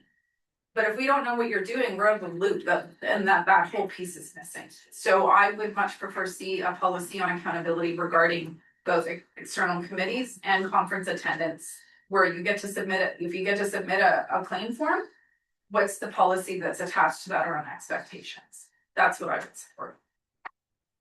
Cunningham and then Vandenberg, and Paige, I will come back to you. Thank you, Chair. I have a little bit of difficulty with the idea that many times are things such as flights and hotels, these are booked many months in advance. And I know, of course, that sometimes directors have canceled. That the board has incurred those costs because, I don't know, Aunt Mary got sick and I had to go visit her kind of thing rather than go to the conference. So the very bookkeeping idea on these things can be very, very tricky and very difficult, especially after now you come home. Have you got all your receipts? I was just in Edmonton, and I'll tell you, someplace I misplaced my taxi receipts. So I guess I'm out of pocket. That's my problem. But I'm not, as far as being able to require to have every last penny within a certain length of time, like a day, like 30 days or something. I don't know. I think I like some of the other suggestions made around the table better, and especially those made by the chair. Thank you. Dr. Vandenberg. I'm not quite sure where this may go with amendments and that sort of thing, but to your point, who do we are responsible to? But it makes me think of, so I take time to write reports for Crescent Valley Services because that's my target audience. And so is that getting off in the woods now? Should that be a consideration? It may not be specifically a report to the board per se, but it is certainly talking to my constituents using a different vehicle. So So based on the motion on the floor, that's outside of the Yep. scope, but it's, Maybe change it. if we move to a policy format, I think that would be part of the consideration around how is reporting done and things like that. Okay, so I just wanted to throw that out there. Okay. Graham? Thank you. So through the chair, and I had actually emailed this to Chair Watson, was a suggestion that following a conference on the agenda, the public agenda, that we have a list of the people that attended. And that way it's clear to the public who went. Because, you know, like, I mean, somebody must have went to AKBLG this year, but I was looking to see if there was any reports. And I didn't see any, maybe there was a couple, I don't know, but it didn't seem like so I wouldn't know, like.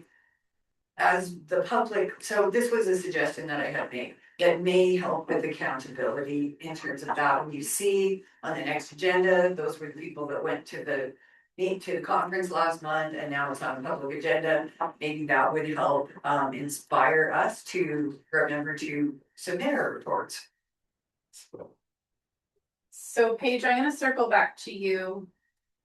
I do think we're talking more policy on overall reporting, however, floor source.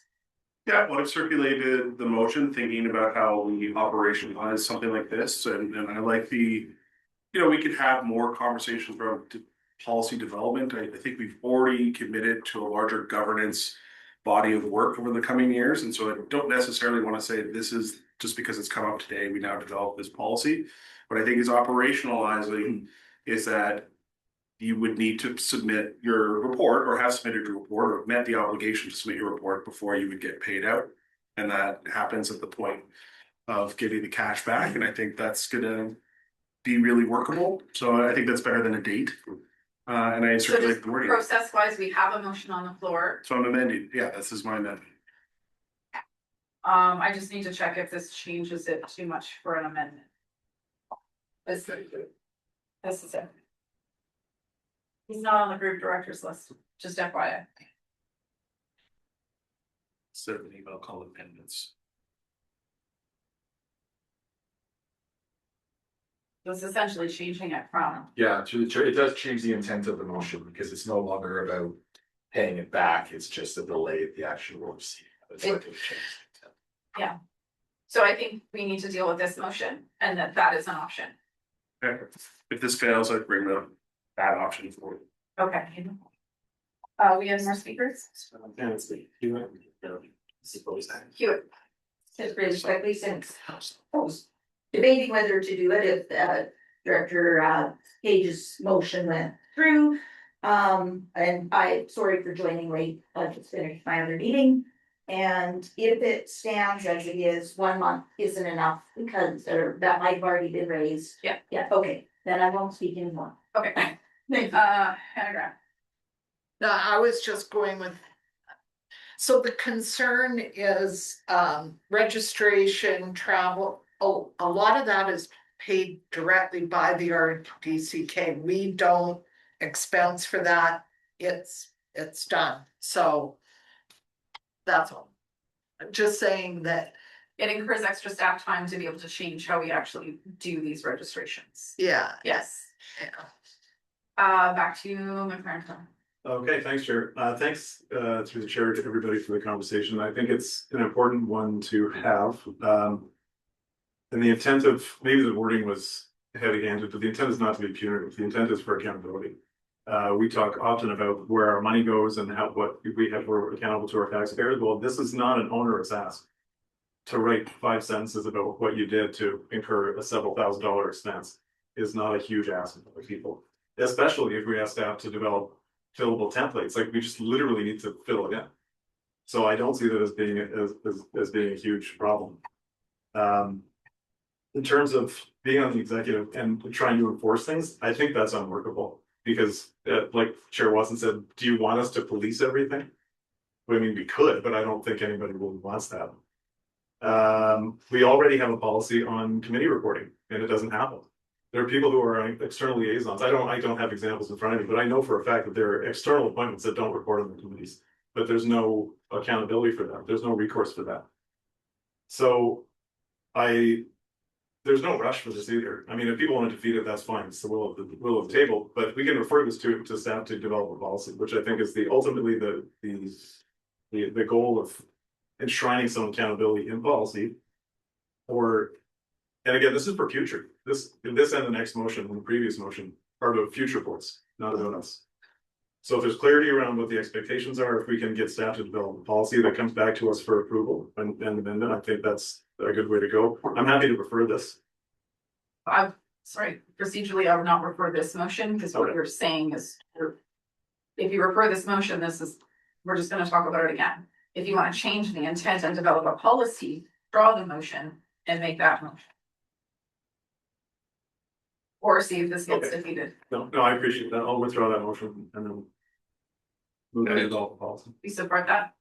Were you the second? I think we can just move the other motion. That's still a possibility. We're focused on the motion on the floor right Okay, now. yeah, that's fine with withdrawing. Okay, motion's been withdrawn. Oh, it has. Were you the second? Yeah, it was. So I'd like to move the other motion that I circulated. I think you can still develop a policy, but I think this makes a linkage. There are expenses that I think. Okay, If you're moving a motion, there's a process behind that. And if you want to include a policy, you gotta include that in the motion. There's no direction to staff out of this, if there's no policy mentioned. So if you wanna move a motion that states that as well as a policy, include that in the motion. Otherwise, staff won't do anything with thank this. you. So is that what you're doing? I don't want to include a policy at this time. I Okay, just want to move the motion as I've circulated. and can you read it just for those? That the board directs staff that travel costs, registration fees, stipends, and other expenses associated with the conference attendance will not be processed until the director submits a board report on their attendance effective January 1st. Is there a second? Second. Okay, on that motion. Jackman, Doesn't quite fit, because travel costs will be processed regardless. You're gonna pay the airline, you're gonna pay the hotel, you're gonna pay this, that, so the costs to which the director would normally be entitled will not be processed until after, they're not travel costs in general. Registration fees, that's paid. Friendly amendment? we're gonna go with the speakers list. Hannah Graff, Yeah, I agree. Travel costs and registration fees are, and including hotels, are typically paid ahead of time by the RDCK. I would not want to see directors around this table out of pocket for months on end because of this. So I would propose what I think is a friendly amendment that delete travel costs and registration fees. Leave in stipends and other expenses associated with conference attendance. And I think that. if you're proposing that as an amendment, just pause. Are you taking that as a friendly amendment? Yep. Who was the seconder on that? Okay, so friendly amendment is to remove travel costs and registration fees, and you got that? Stuart needs to speak to it, go ahead. That the board directs staff that reimbursable costs associated with conference attendance will not be processed. That works too. Yeah. That's even friendlier. Yeah. Does Angela have that? Okay, I saw several hands, so please just give me your hands again. Yeah. You're not on, just give me your hand if you wanna be on the list. So not on the amendment, but on, so. It's a friendly amendment, so it's the motion. Oh, okay. Yeah, put me on the list. Pop up, go ahead. Yeah, just to include hotel costs in there, that's not specified. Registration, travel costs, registration fees, and hotel costs. We've changed it to reimbursable expenses, so none of those are listed. It's just reimbursable costs. Okay. Okay? Go ahead. Thank you. On the motion, how does this work? Which staff leases this? Is this now another, because if somebody goes ahead and sends in their, say their forms, I mean, I'm talking, this is gonna be years in the. I think staff can answer your question. How does this work? Thank you. So through the chair, you tell us the what, we'll figure out the how. Yeah.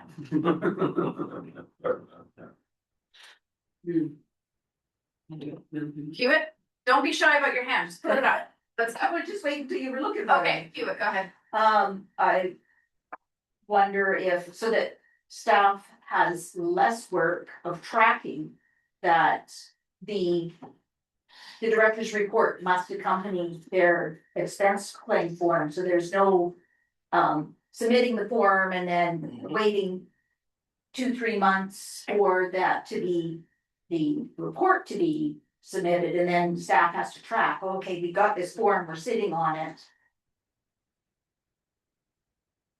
I can see that as a simple way to tie the two together Okay. and simplify things.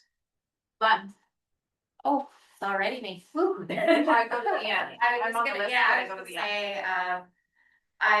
say, this has sort of been an internal policy for myself. But I think I'm probably the worst in terms of timelines because I submit at the end. So I think I'm in favor of this in general, but I also am very much in favor of a policy because so that we're all on the same page as well. Okay, as the final speaker, I'm gonna speak in opposition to this because I think it's premature to a policy that actually gives us direction on how we report. I think the policy should come first, see how that works, and then out of that, if it's not functioning or you need to police people, then we get into repercussions for not reporting. So I will vote in opposition to this. All right, all those in favor? Are you in favor? You're going to. Well, I was just gonna ask, can we get that email to us so we can see what it says actually? The motion says it was emailed to us and then Stuart made, we accepted a friendly amendment that the board directs staff. Can you read it out, Angela? That board direct staff that reimbursable costs associated with conference attendance will not be processed under the director until the director submits a board report on their attendance effective January 1st, 2027. I would recommend a director's report instead of a board report. It does say director's report, doesn't it? Oh, no. It's just board. Yeah, it's a director's report. Okay. Catch that, Ange. Thank you. Okay, all those in favor? Well, Chair, excuse me, Chair. You've just put your name on the list now? I did before you called to vote, yep. No, I just went on. Go ahead. Yeah, I just wonder why this isn't effective immediately because we've got a conference coming up in September. Because remuneration changes to the bylaw affect the following term. Okay, thank you, Chair. Jackman. Oh, to vote? Yeah, I'm just gonna call your names. Opposed. Tierney. Opposed. Vandenberg. Opposed. I'm opposed. Graham. In favor. Newell. Newell's not here. Cunningham. Opposed. Popoff. In favor? Davidoff. In favor. Hanegraaff. Opposed. Weatherhead. Opposed. McFadden. In favor. DeBoon. In favor. Hewitt. In favor. McLaren Co. In favor. Page. In favor. Fight. In favor. Director McCullough. Sorry. Opposed. Thank you. Gordon. In favor. Lunn. In favor.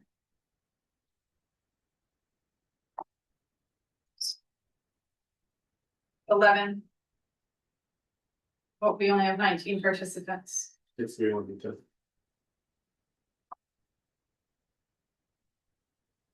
Okay, that passes. Okay, your third one. Okay, this one will have no discussion, I'm sure. So I'm gonna change the motion that's written in the agenda. I'm gonna change it just slightly.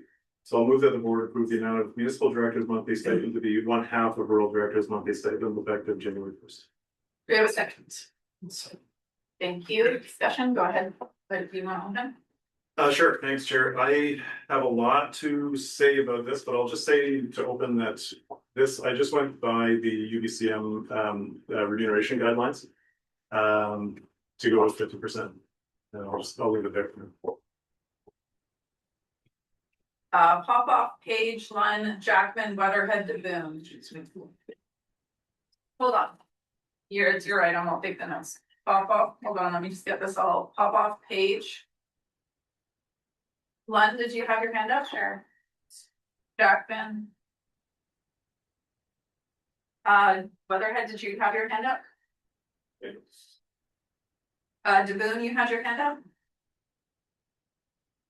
Not that you can't put your hands up, but. Okay, everybody wants to know. Okay, sorry. Pop up, go ahead. Yeah, thank you, Chair. And through the chair, I've sat on the remuneration committee in 2021. And what we used was the UBCR as a guideline for our stipends for chairs of committees, etc. So I think this resolution is in order.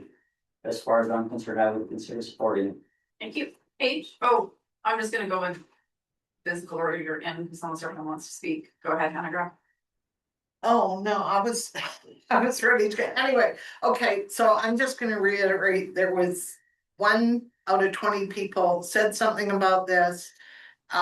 It was the only thing around compensation.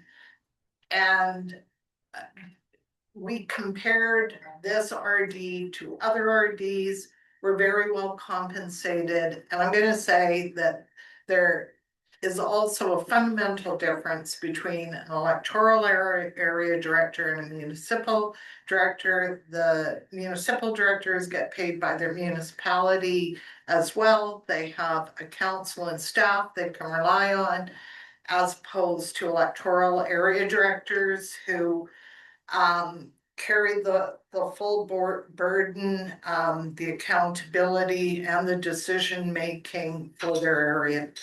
So I'm opposed. Thank you, Paige. I'm just chasing down the remuneration guide, and I am curious, since Director McLaren has already looked at it, where's the 50% coming from? You changed it from 2/3 under a certain principle, but change it to half because the guide says something. Can you just expand on that a little bit? You may. Yeah, it's 2019 UBCM remuneration guidelines on page 24.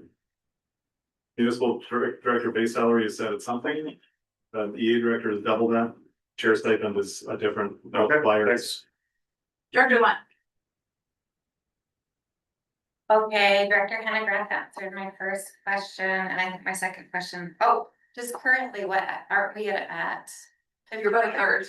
We're at a third. You're a third of what our rural director is. And then one single point in terms of equity of pay, I'm always so uncomfortable about this because there are small municipal governments where it's essentially a volunteer position. So just reminding that no matter what, a municipal director in a small community is not going to get paid their worth. And just a point as well that by sitting on the regional district, yes, there's extra expectations, but I'm always very conscious of the fact that the equity or what small municipal councillors are being paid, it's a volunteer position, so we're never going to get paid well, and work is very, very much the same, even though it's a small. Yes. I never say that, so I'm saying it today. And just to your question, municipal directors make about 18,000 a year, and the EA director makes about 48. Yeah, and I'm not speaking about here on the board, but just in general. I just wanted to answer that question. Thank you. Jackman. Just thanks for bringing this forward, and thanks for making it happen, anchoring it in something that's false. Because without living your life, I can't understand your work level, but you're not prepared to do sometimes. Support. Weatherhead. Oh, thank you. My question, through the chair, I guess to staff is, so rural allowance has come out of S-101. So if we increase only the municipal, then that's coming out of S-100, which we all pay into, whereas S-101, only rural directors pay into. Is that so? Through the rural residents. Everything's correct, except all the rural allowance does not come out of S-101. No, I know. There's a portion of it. So part of the remuneration for rural directors comes out of general admin, and part of it comes out of rural admin. But yes, 100% of municipal comes out of general admin, but there's a split on the rural side. Thank you. So supplemental to that, then in that split, what portions of that 48 is would that represent like what is it representing exactly in a rural live in? Is there any? Through the chair, yeah, I'm not sure if you know the other comments, that something tells me it's 39%. 3961 or something like that, it's not an even number. But I think 39% of the base rural stipend gets allocated over to rural live in. I think it's something like that. Yeah, what's supplemental to that? Well, thank you, yeah, so we talk a lot about equity, hear that word a lot, then, yeah, I think because our rural residents are also paying for our municipal directors. Is that fully then, like meaning everybody is paying for, whereas rural residents pay another portion of their rural directors just from rural. So it just, it just seemed, I don't see the inequity that I'm hearing about that, because our rural residents are paying portion of us anyways, so yeah, that was just my point, but I see the inequity at this other level, so thank you. So I started with the assumption that we were already being paid half of what electoral directors are, and I see that's not the case. And I look at the work that I do as mayor, and then the proportion I do as RDCK. I would say I'm doing the full mayor's work, but about another half more to keep up with the RDCK work. You know, we have a Preston Valley Services, which is in addition to what's here. And I have certainly delegated some things away. But I think 50% or approaching that is a bit of it's a fair assessment, I think. And again, for those that are almost doing things on a volunteer basis, I think it's fair to them as well. So I think all of us can put in whatever level we want. That's our own personal choice. But if they're putting in a great deal of time that doesn't match what we're being remunerated for, I think that that deserves some consideration. And I guess my other point is, I would love it to be retro. We're effective now. Okay, I'll speak to Cunningham. You're on the list now. Graham's on the list now. Okay. I'm gonna go ahead and speak in and say that I was actually the one that did comment on our survey indicating I supported this, that I thought municipal directors were once I realized that the discrepancy, and noting that even things like our conversations around all the committees that we might be a part of, but then at this board, or sorry, not a part of, and then you come to the board and you're expected to know and vote on things. I think it's equitable to at least be at half. That does not discount what any EA director does. I like to say I have 24 communities, which I do, but I just do that to my pantograph. But I do, and the issues are endless. We deal with Crown, we do all sorts of things that don't occur at municipalities, but that in no way negates that a municipality is also dealing with things as a mayor or a council. So I don't think any one of us works harder than the other, and so your roles. And I do support livable wages, because the people we need at this table need to be committed to this for the time frame it takes, which is a lot more than volunteer time. And it's not getting a rich thing. No one's getting rich out of this work.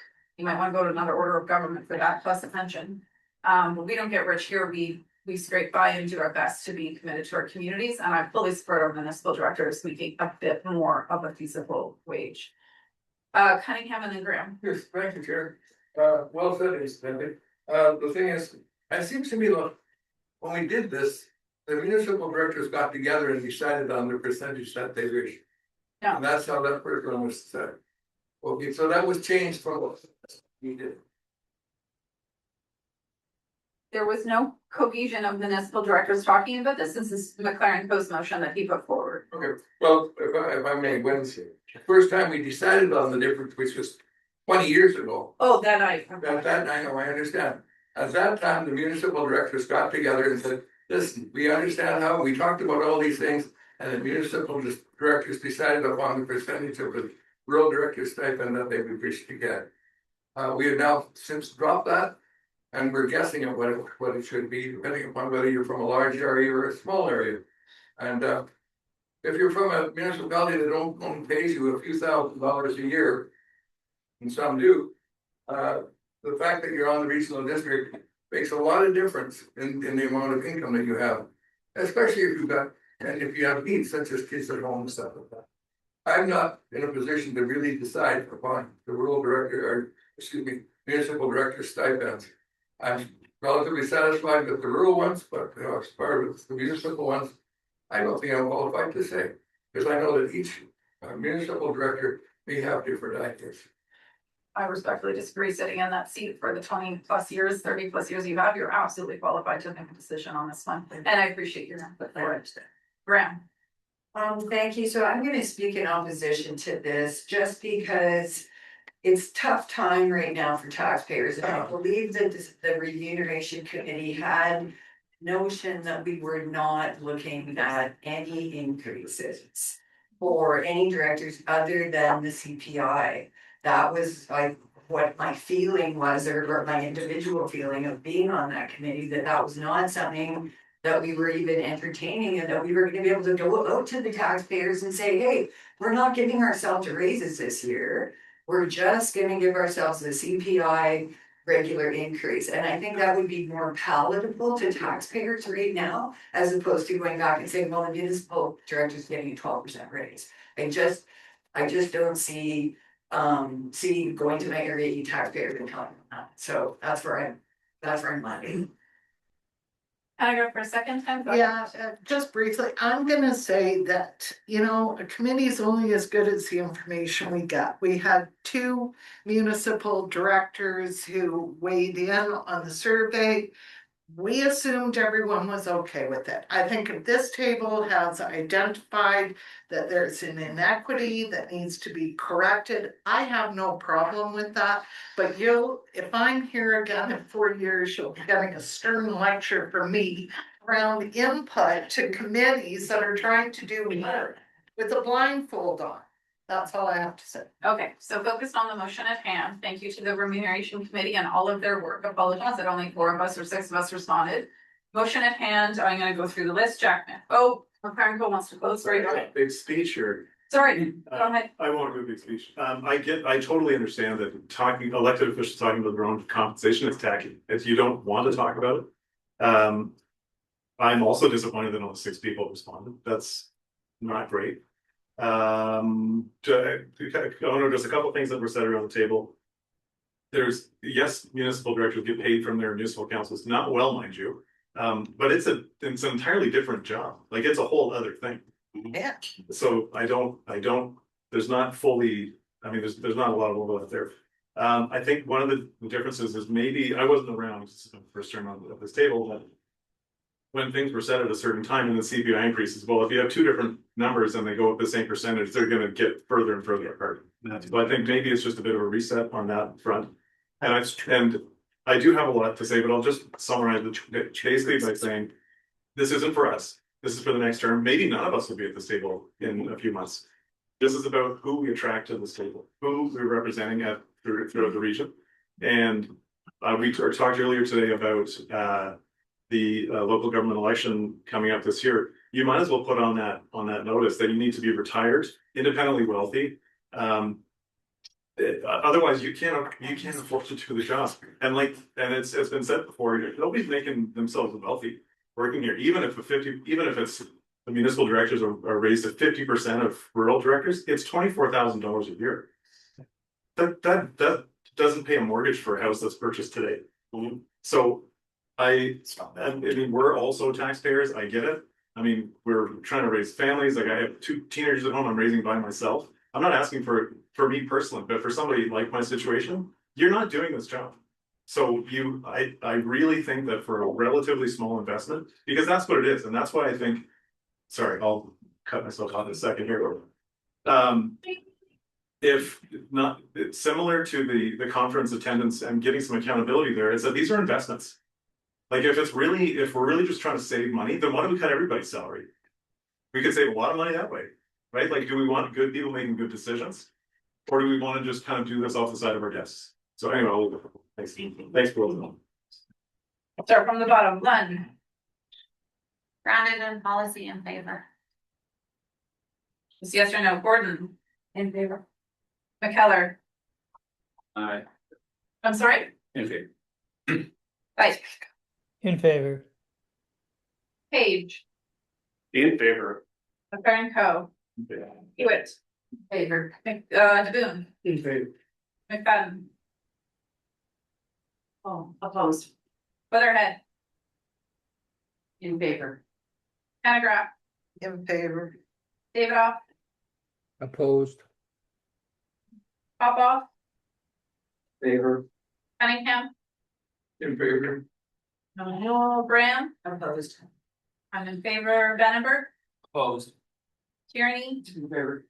Jackman. In favor. Yeah. That passes. All right. So Chair recorded opposed, please. Bill. You got that in? Yeah, me as well, please. Record it. Okay. Now we're moving into the consent agenda. Is there anything in the 9.1 section that somebody would like to pull?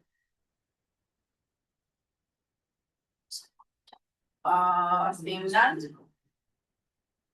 And the 9.2 section, would anybody, no, 9.2.4, I will go to Director Boone on that one. Other ones that you would like pulled? So Chair, sorry, I missed the 9.1. What of 9.1 would you like pulled? Just the area I minutes, just for information. Area I. And is there a correction you need to make? 9.1.5. We're talking about the Kootenay Lake Partnership and the Slocan Lake Partnership.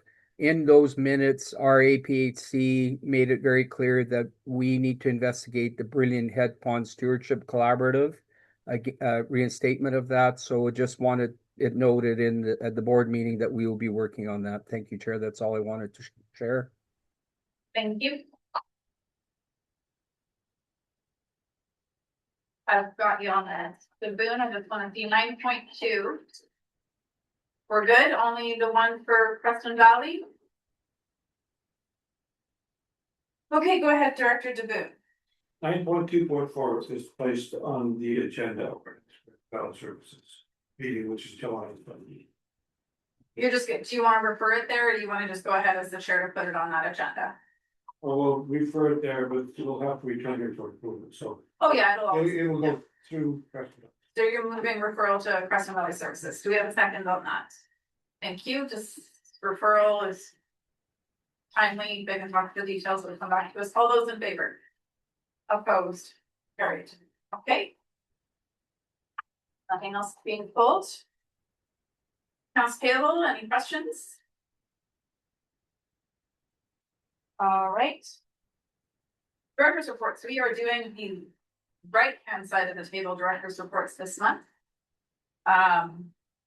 And I just need to double check. Vandenberg, did you trade with someone last month? You made me. With David.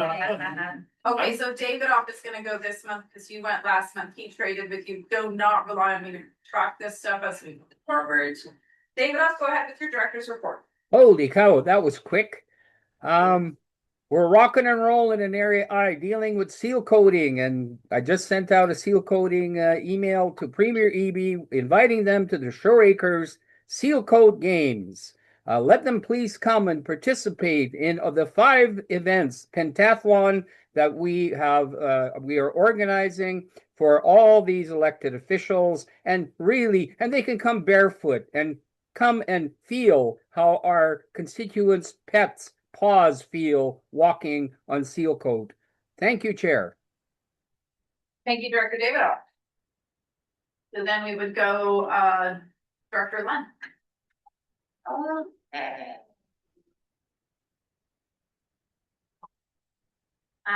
Just reporting out that May 12th, there was the salmon release in Village of Slocan, and there was representation from a number of First Nations from across the wider region, and kids, and it was a wonderful celebration. Slocan Lake and River Partnership met, so I attended that for the first time, and good stuff forming there. Slocan Valley Services. Slocan Valley community services held a ready and resilient community preparedness and rural living fair May 30th. That was great plus for coming out of an wildfire season. I think the community in general is just feeling a need to be better prepared, learn more. So it was an event. Soquel Valley Economic Development Partnership met as well June 1st. FCM, I haven't submitted my report here yet. I will, but wonderful. Always inspiring, informing. There was a great highlight for me was Zeta Cobb on place-based rural economic development. We had intersections with the Short Fast Institute for our waterfront symposium a year ago. And so it was just, I'm a fan. It was amazing to hear her speak. Got my picture and I'll include that in my report. At CBC, Joint RAC Committee meeting was June 5th as well. And the spring intake of 33 projects was approved. And I think that's been out through to the media. There is so I'll include those in my report as well. And then otherwise, Slowcast turning 125 this year. We're having a celebration July 18th and everybody's invited. So I'll send out an invitation by email, but 125, same as Trail, same as FCM. I couldn't too. So there you have it. I think that's it. Thank you. Director Cunningham, I realized I went down the middle, so you did not present last month. That's correct. Go ahead. Okay, I was gonna wait till the end to say something, but that's fine. Yes, okay, I'm covering a fair amount of time because we're 2 months behind, but quickly, the big thing in Marble is still the landfill, in fact, of probable closure or possible closure. I've had, I had 73 people who come up to me personally and questioned the thing and asking me what I was doing about it. And this is not the number of people who have signed petitions or whatever. I have never had a reaction like this from the whole town in such a massive amount ever. And that's okay. I don't mind. I'm finding it rather interesting because I'm going to say, well, I'll pass it on to the next director. But no, I'm not going to. The thought was there. But really, what I'd like to talk about, rather than talk about other than that area, things are going fairly well in Area G. I'd like to talk about FCM because I have to say that this FCM was one of the best I've ever attended. Maybe because it was my last, but actually no, it was the best. I'll tell you, being in Edmonton, this is a Treaty 6 area, and of course the way in which the relations are with First Nations is way different in treaty areas than it is in our area where we have these unceded properties and things like that. Our people here are way back in the Stone Age as far as getting fair treatment from their local governments and especially from their senior government. That said, out of FCM, one of the big things that came, of course, was to talk about fair treatment for the First Nations, and that was actually the theme of the whole conference. And so it was interesting to note that within 3 days of the closure of the FCM, the federal government announced $30 billion over 5 years to fix the problem of polluted water, polluted drinking water, and for First Nations. So obviously they've been listening and taking some kind of thing. Other than that, I mean, no, not other than that, with the whole First Nations thing was fantastic. The banquet at the end was strictly food that was, yes, but I hate to use the word First Nations food. It was, but done in a modern way, you know, with all, it was really, really pretty. And I ate things I never thought I'd eat, and they were delicious. And once I read the menu and found out actually what they were, because that's really, I didn't recognize what was on my plate in some cases. It was wonderful. I had a great time. And the thing is, it shows you that a professional chef, you know, preparing foods, well, it was great. And other than that, I wanted to talk about FCM itself. It was FCM 125, it's 125 years since FCM was formed. I know, but I've got two months to do. See, is that 4 minutes? I'm letting you know you're at 3. I'm just giving you a heads up. I don't need to Okay, interrupt I'll you. try. I can talk faster, but then I slur my words. Okay, the second, can also because it was 125, all the past presidents from FCM were invited to a banquet.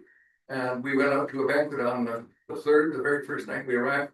It was terrific. I don't want to describe how wonderful it was or how expensive, but I don't know where FCM got all of that money. But also regarding tours, I went on a tour with the CNR. And it was that was the kind of thing that I really take great delight in, because really we don't have CN around here. We just have CP, and it's pretty weak. You know what I'm saying. But CN takes a great deal of time and responsibility to make sure that they're doing things right. So we saw the CN yards. I found out they can change the wheel on an electric locomotive in 7 minutes. Just drive it in. Oh, it's amazing. It's like one of these things that you see in stock car races and stuff like that. And also, as you may know, our job is to run the railroad, not drive the trains. Well, we got a chance to drive the train too. We can't beat, but it was okay. I mean, it was fun. No, but the other things we saw that would really interest me was the fact the electronic control that CN has over almost all of its lines, and being able to place a locomotive or a certain car within inches at any time. It's really just amazing. Went through the control room and everything else. Then they talked about the sidings and things that still have the old fashioned hand-up printed type of thing and how those were controlled. And then at the end part of the tour was we saw what CN was doing with regards to firefighting. And they actually have firefighting cars, which could be mounted on flat cars. They have regular firefighting equipment such as the kind of guns and stuff that we have on our big fire trucks. And they can do a train of cars behind them filled with water. But the other part was that I thought was interesting. They also have sprays, a rail of sprays coming down, so they can wet the track on, 4 or 5 meters on either side of the track anytime they're in a hazardous situation, such as the ones where they have the grass fires. And last but not least, the fires caused by locomotives, they found out that in fact that they weren't cleaning the stacks on the locomotives and they get carboned out. And so when a locomotive is working hard, it's spraying up sparks. And so now they are cleaning the stacks on their locomotives regularly. Sort of like brushing your teeth, you know what I mean? Yeah. Page.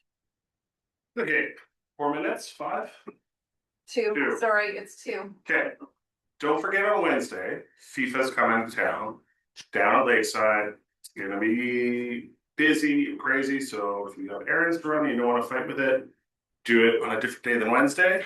And if you want to come to Nelson and enjoy a great summer day, a lot of activity, a lot of music, and a lot of celebration, could be quite exciting. The Civic Theater got a ready grant for $500,000 from the provincial government to do investments in their renovation. Now that we're moving on to tier spaces, they will be positioning themselves up at the chapel on 10th Street. If anyone hasn't been in there for a while, for the summer, that's where the theater will be. A little A-frame 1960s, 1950s building up there.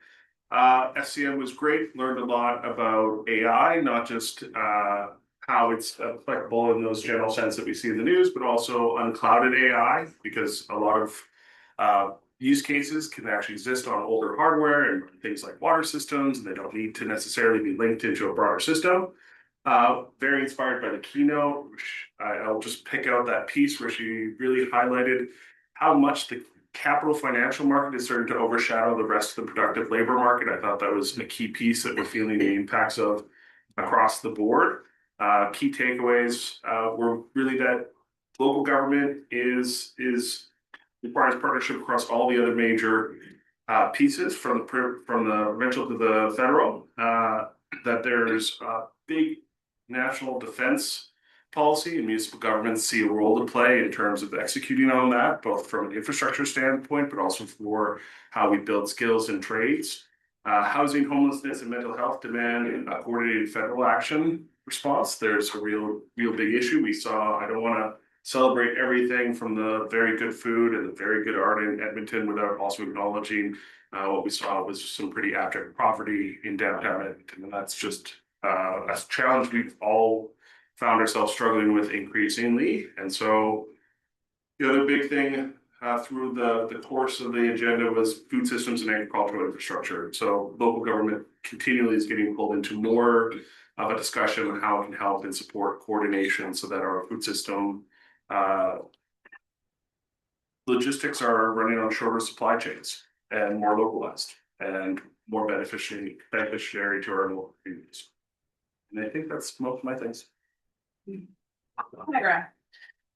Okay, I don't know how far back to go, but so I think I've reported in the past that the Udashenia Hall is now called Harry's Hall. It's been sold. It's become quite an active music venue.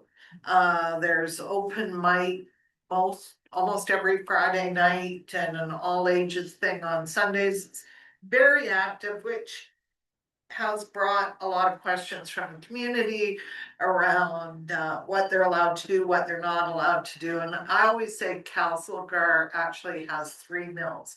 We have the sawmill, we have the pulp mill, and we have the rumor mill. And the rumor mill is running 3 shifts right now all around Harry's Hall. So that's going on. I also attended and spoke at the reopening of the Heritage Museum, which is down by the old train station in Castlegar. So I spoke on behalf of the residents of Area J on that. I attended the Selkar stakeholders meeting and did the tour, which you missed out on, Director Chapman. It was actually very, very interesting. And like they've got over 400 employees, but all we saw was like the odd person here and there with a bank of computer screens. It's pretty amazing. So that's sort of in the past. Coming up, and you've heard me talk about this before, Can Jam Music Festival, June 28th, which is a week Sunday. They have 3 live acts. One from Toronto, so it's a really good cultural exchange. I mean, how better to know a culture than through music and food? And the food is really good. So that's on the 28th. And then on Canada Day, I'll be joining my friends from the city and handing out hot dogs this year for the Canada Day celebration. So that's always a fun event too. And yeah, so as I say, everything's A-okay in Area J. Like that. Dr. McKellar. Yeah, I guess one exciting thing we're looking forward to in the village is CPT seems to be doing a lot of the heavy lifting, but we're partnering with them for some housing in Salon, which is very exciting. And that, yeah, we're focused on our Canada event to make it a success as usual. And another thing we're excited about is it's Salmon's 80th birthday this year. So I'm actually, as council, part of a working group to plan that event for September 26th. We can plan something fun and successful. Thank you. Dr. McFadden. Right, I'll try not to double up on what my fellow area Dre, because a lot of it overlaps. Housing, big in Casper, we've going through town, I see quite a few big housing projects on the go, the one at the Pioneer site, and a few other ones to add well over 100 something housing in the community. So that's exciting, working on that for a long time. Selkar, tour as well, Mercer, and their stakeholders meeting. What came out of that is a lot of need to think beyond forestry for advocacy work within our economic development regions, thinking about how labor decisions affect, adding 6 days of sick leave, how much that adds to their bottom line of what they just have to budget, that these decisions that are being made that maybe not be thought about, how they're impacting some of our already industries that are struggling already. So it was good, came back with some ideas from that, specifically around UBCM, what we might look for there. Airport RMP is coming along finally. We are actually meeting monthly and it seems to be making some progress. Who knows what will happen, but it is making some progress. So maybe eventually we will not be canceled or we'll actually have flights in and out all year round. So we are working on that. Probably won't be done until after my time, but it is progressing quite well. Economic development, our Casper and economic development and chamber has won 2 awards, which we're really, really happy for them. One is, was for their building, their passive, building, their new building. If you haven't been in it, go take a tour. It's a beautiful building. The other one was around their, executive pulse, which is actually the whole software system, how they've utilized to integrate business and overlap, and you can pick out sectors of business to send out emails and all that kind of stuff, which is really important just for communication, but it's also really important for emergency management. So that's been a really cool. They've got some awards for around that. What came out of that too, if you haven't noticed, they are looking for feedback on how immigration policies have affected businesses and local communities. If you haven't seen that, go find it. Please make sure your business community and your communities itself actually send in some feedback and recognize specifically rural areas and how some of this has really challenged our rural areas, specifically our colleges and some local employers. Make sure you're involved in that. And on that, you can see the changing in demographic. We got Miss Kasker, which was a part of our big Sunfest event. And there was only 2 out of the 7 contestants that were actually from Canada, born and raised. The rest of them were from other countries and had been for less than 5 years. So you see the changing demographic with that. And the last thing I would say is Canada Day. Please come out. There's a whole kids zone for multi ages. There's an adult zone. There's cupcakes and hot dogs and quite an event down at Millennium for Canada Day. It's between 11 and 2. Am I right? I think it's 11 and 2. I said on the radio too, I'm like, please double check my numbers. 11 and 2, I believe we want to come out. Yeah, Director Papa. Yeah, thank you, Chair. We've been fairly busy the last few months. Interford water in the Springer Creek, Climax Creek area are affecting a small water system in Brandon. Worked with them, we established a community committee to vote Interford and review where they're gonna log, et cetera, and participants, the council person on slow plan who's quite interested on the view, and so that part, spent some time working on that one. I attended the Crestova Improvement District AGM, and they were concerned about the Crestova Park and where the parking lot is gonna be, because they've got a water line in the right of way that would lead towards the parking lot in the park. So they're very concerned about that, and I'm trying to work with them on and establishing our park service to negotiate where they're gonna go and everything else. Economic Development Partnership, I attended that along with the other directors that belong to from Silverton and Slocan, and that was a good meeting. Did a lot. We did public consultation in New Denver and in Winlaw regarding the aggressive and dangerous dog bylaw. New Denver only had maybe about 15 people participating. Winlaw was, the hall was almost full. There was about 60 people there. Most of them were concerned about it, the taxation, et cetera. But our staff did a very good presentation and kept the meeting under control. There were some very uncontrollable people there. Winlaw is a hot spot in the Spokane Valley. And I did attend AKBLG. I didn't have the opportunity to write a report on it, but I'll give you a brief highlight on it.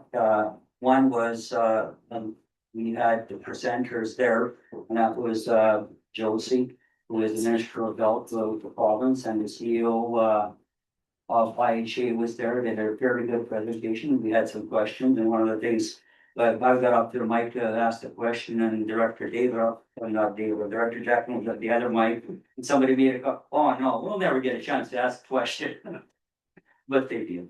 But anyway, there was a little bit of a thing, and what I did is I did a report on FCM, very brief. And I won't go in length like Director Cunningham did, but the report highlights the sessions that I attended. But one of the highlights of that was Dominic LeBlanc. He's the minister responsible for trade negotiations for Canada and the United States. And he was very impressive, most down-to-earth person, and not like a typical politician that talks a lot and really says nothing. And he had a little sense of humor. He said, my son's favorite vegetable is onion rings, and that's what I had to try to eat from tomorrow while we dinner. But anyway, that's the end of my report. The other thing is, we belong to the Regional Connectivity Committee, so with Director Jackman, and I approached Director, we'll take turns reporting on it, the Director Jackman insists writing a report all the time, so there's no need for me to write another report on it. He covers everything that we talked about. We had a few meetings and we are proceeding, Columbia Broadband Corporation is proceeding now with deploying fiber to the home in the Rosemary area and further up north, right to the Macas and I believe in area K to a certain degree. So they're just starting that. We've got permits in place, etc. We're still starting with permits in the southern portion because that's most of where it says. Was I 2 minutes? You were 4. Oh, no. Better speak fast. That's okay, I get why this is occurring. Okay, so I'm gonna try and not talk about anything in my novel that I submitted as my report, because I know you all read it for morning interest. So not in that report, I will note that, instead of going to the Federation of Canadian Municipalities, which I have not done for several years, is I attended an online conference on AI, put on by the Council of Canadians and several other participants to talk about AI. In the workforce and government and other avenues. And that was, it's been a big focus of mine is to research, understand, and know how to work with that. And also I'm not favors, I'm trying to learn a lot about it and be open-minded, but currently I remain closed.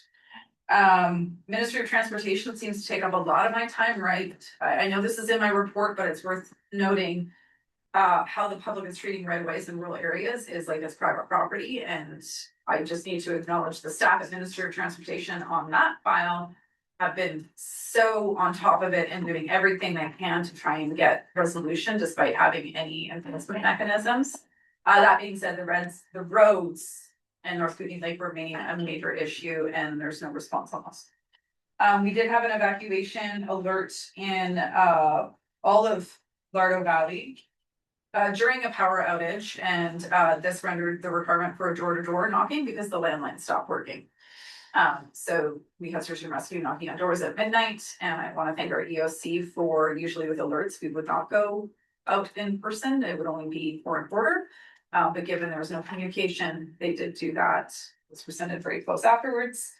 Power outage issues and landline issues, as you'll see in my report, remain consistent problems that even after a decade are still big issues in Meadow Creek or Lardo Valley.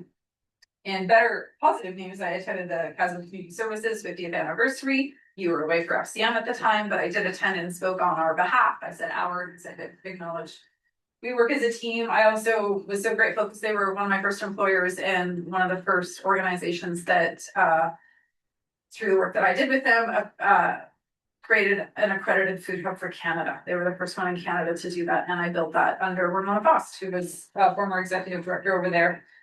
So really acknowledge their groundbreaking work in food systems as a community service.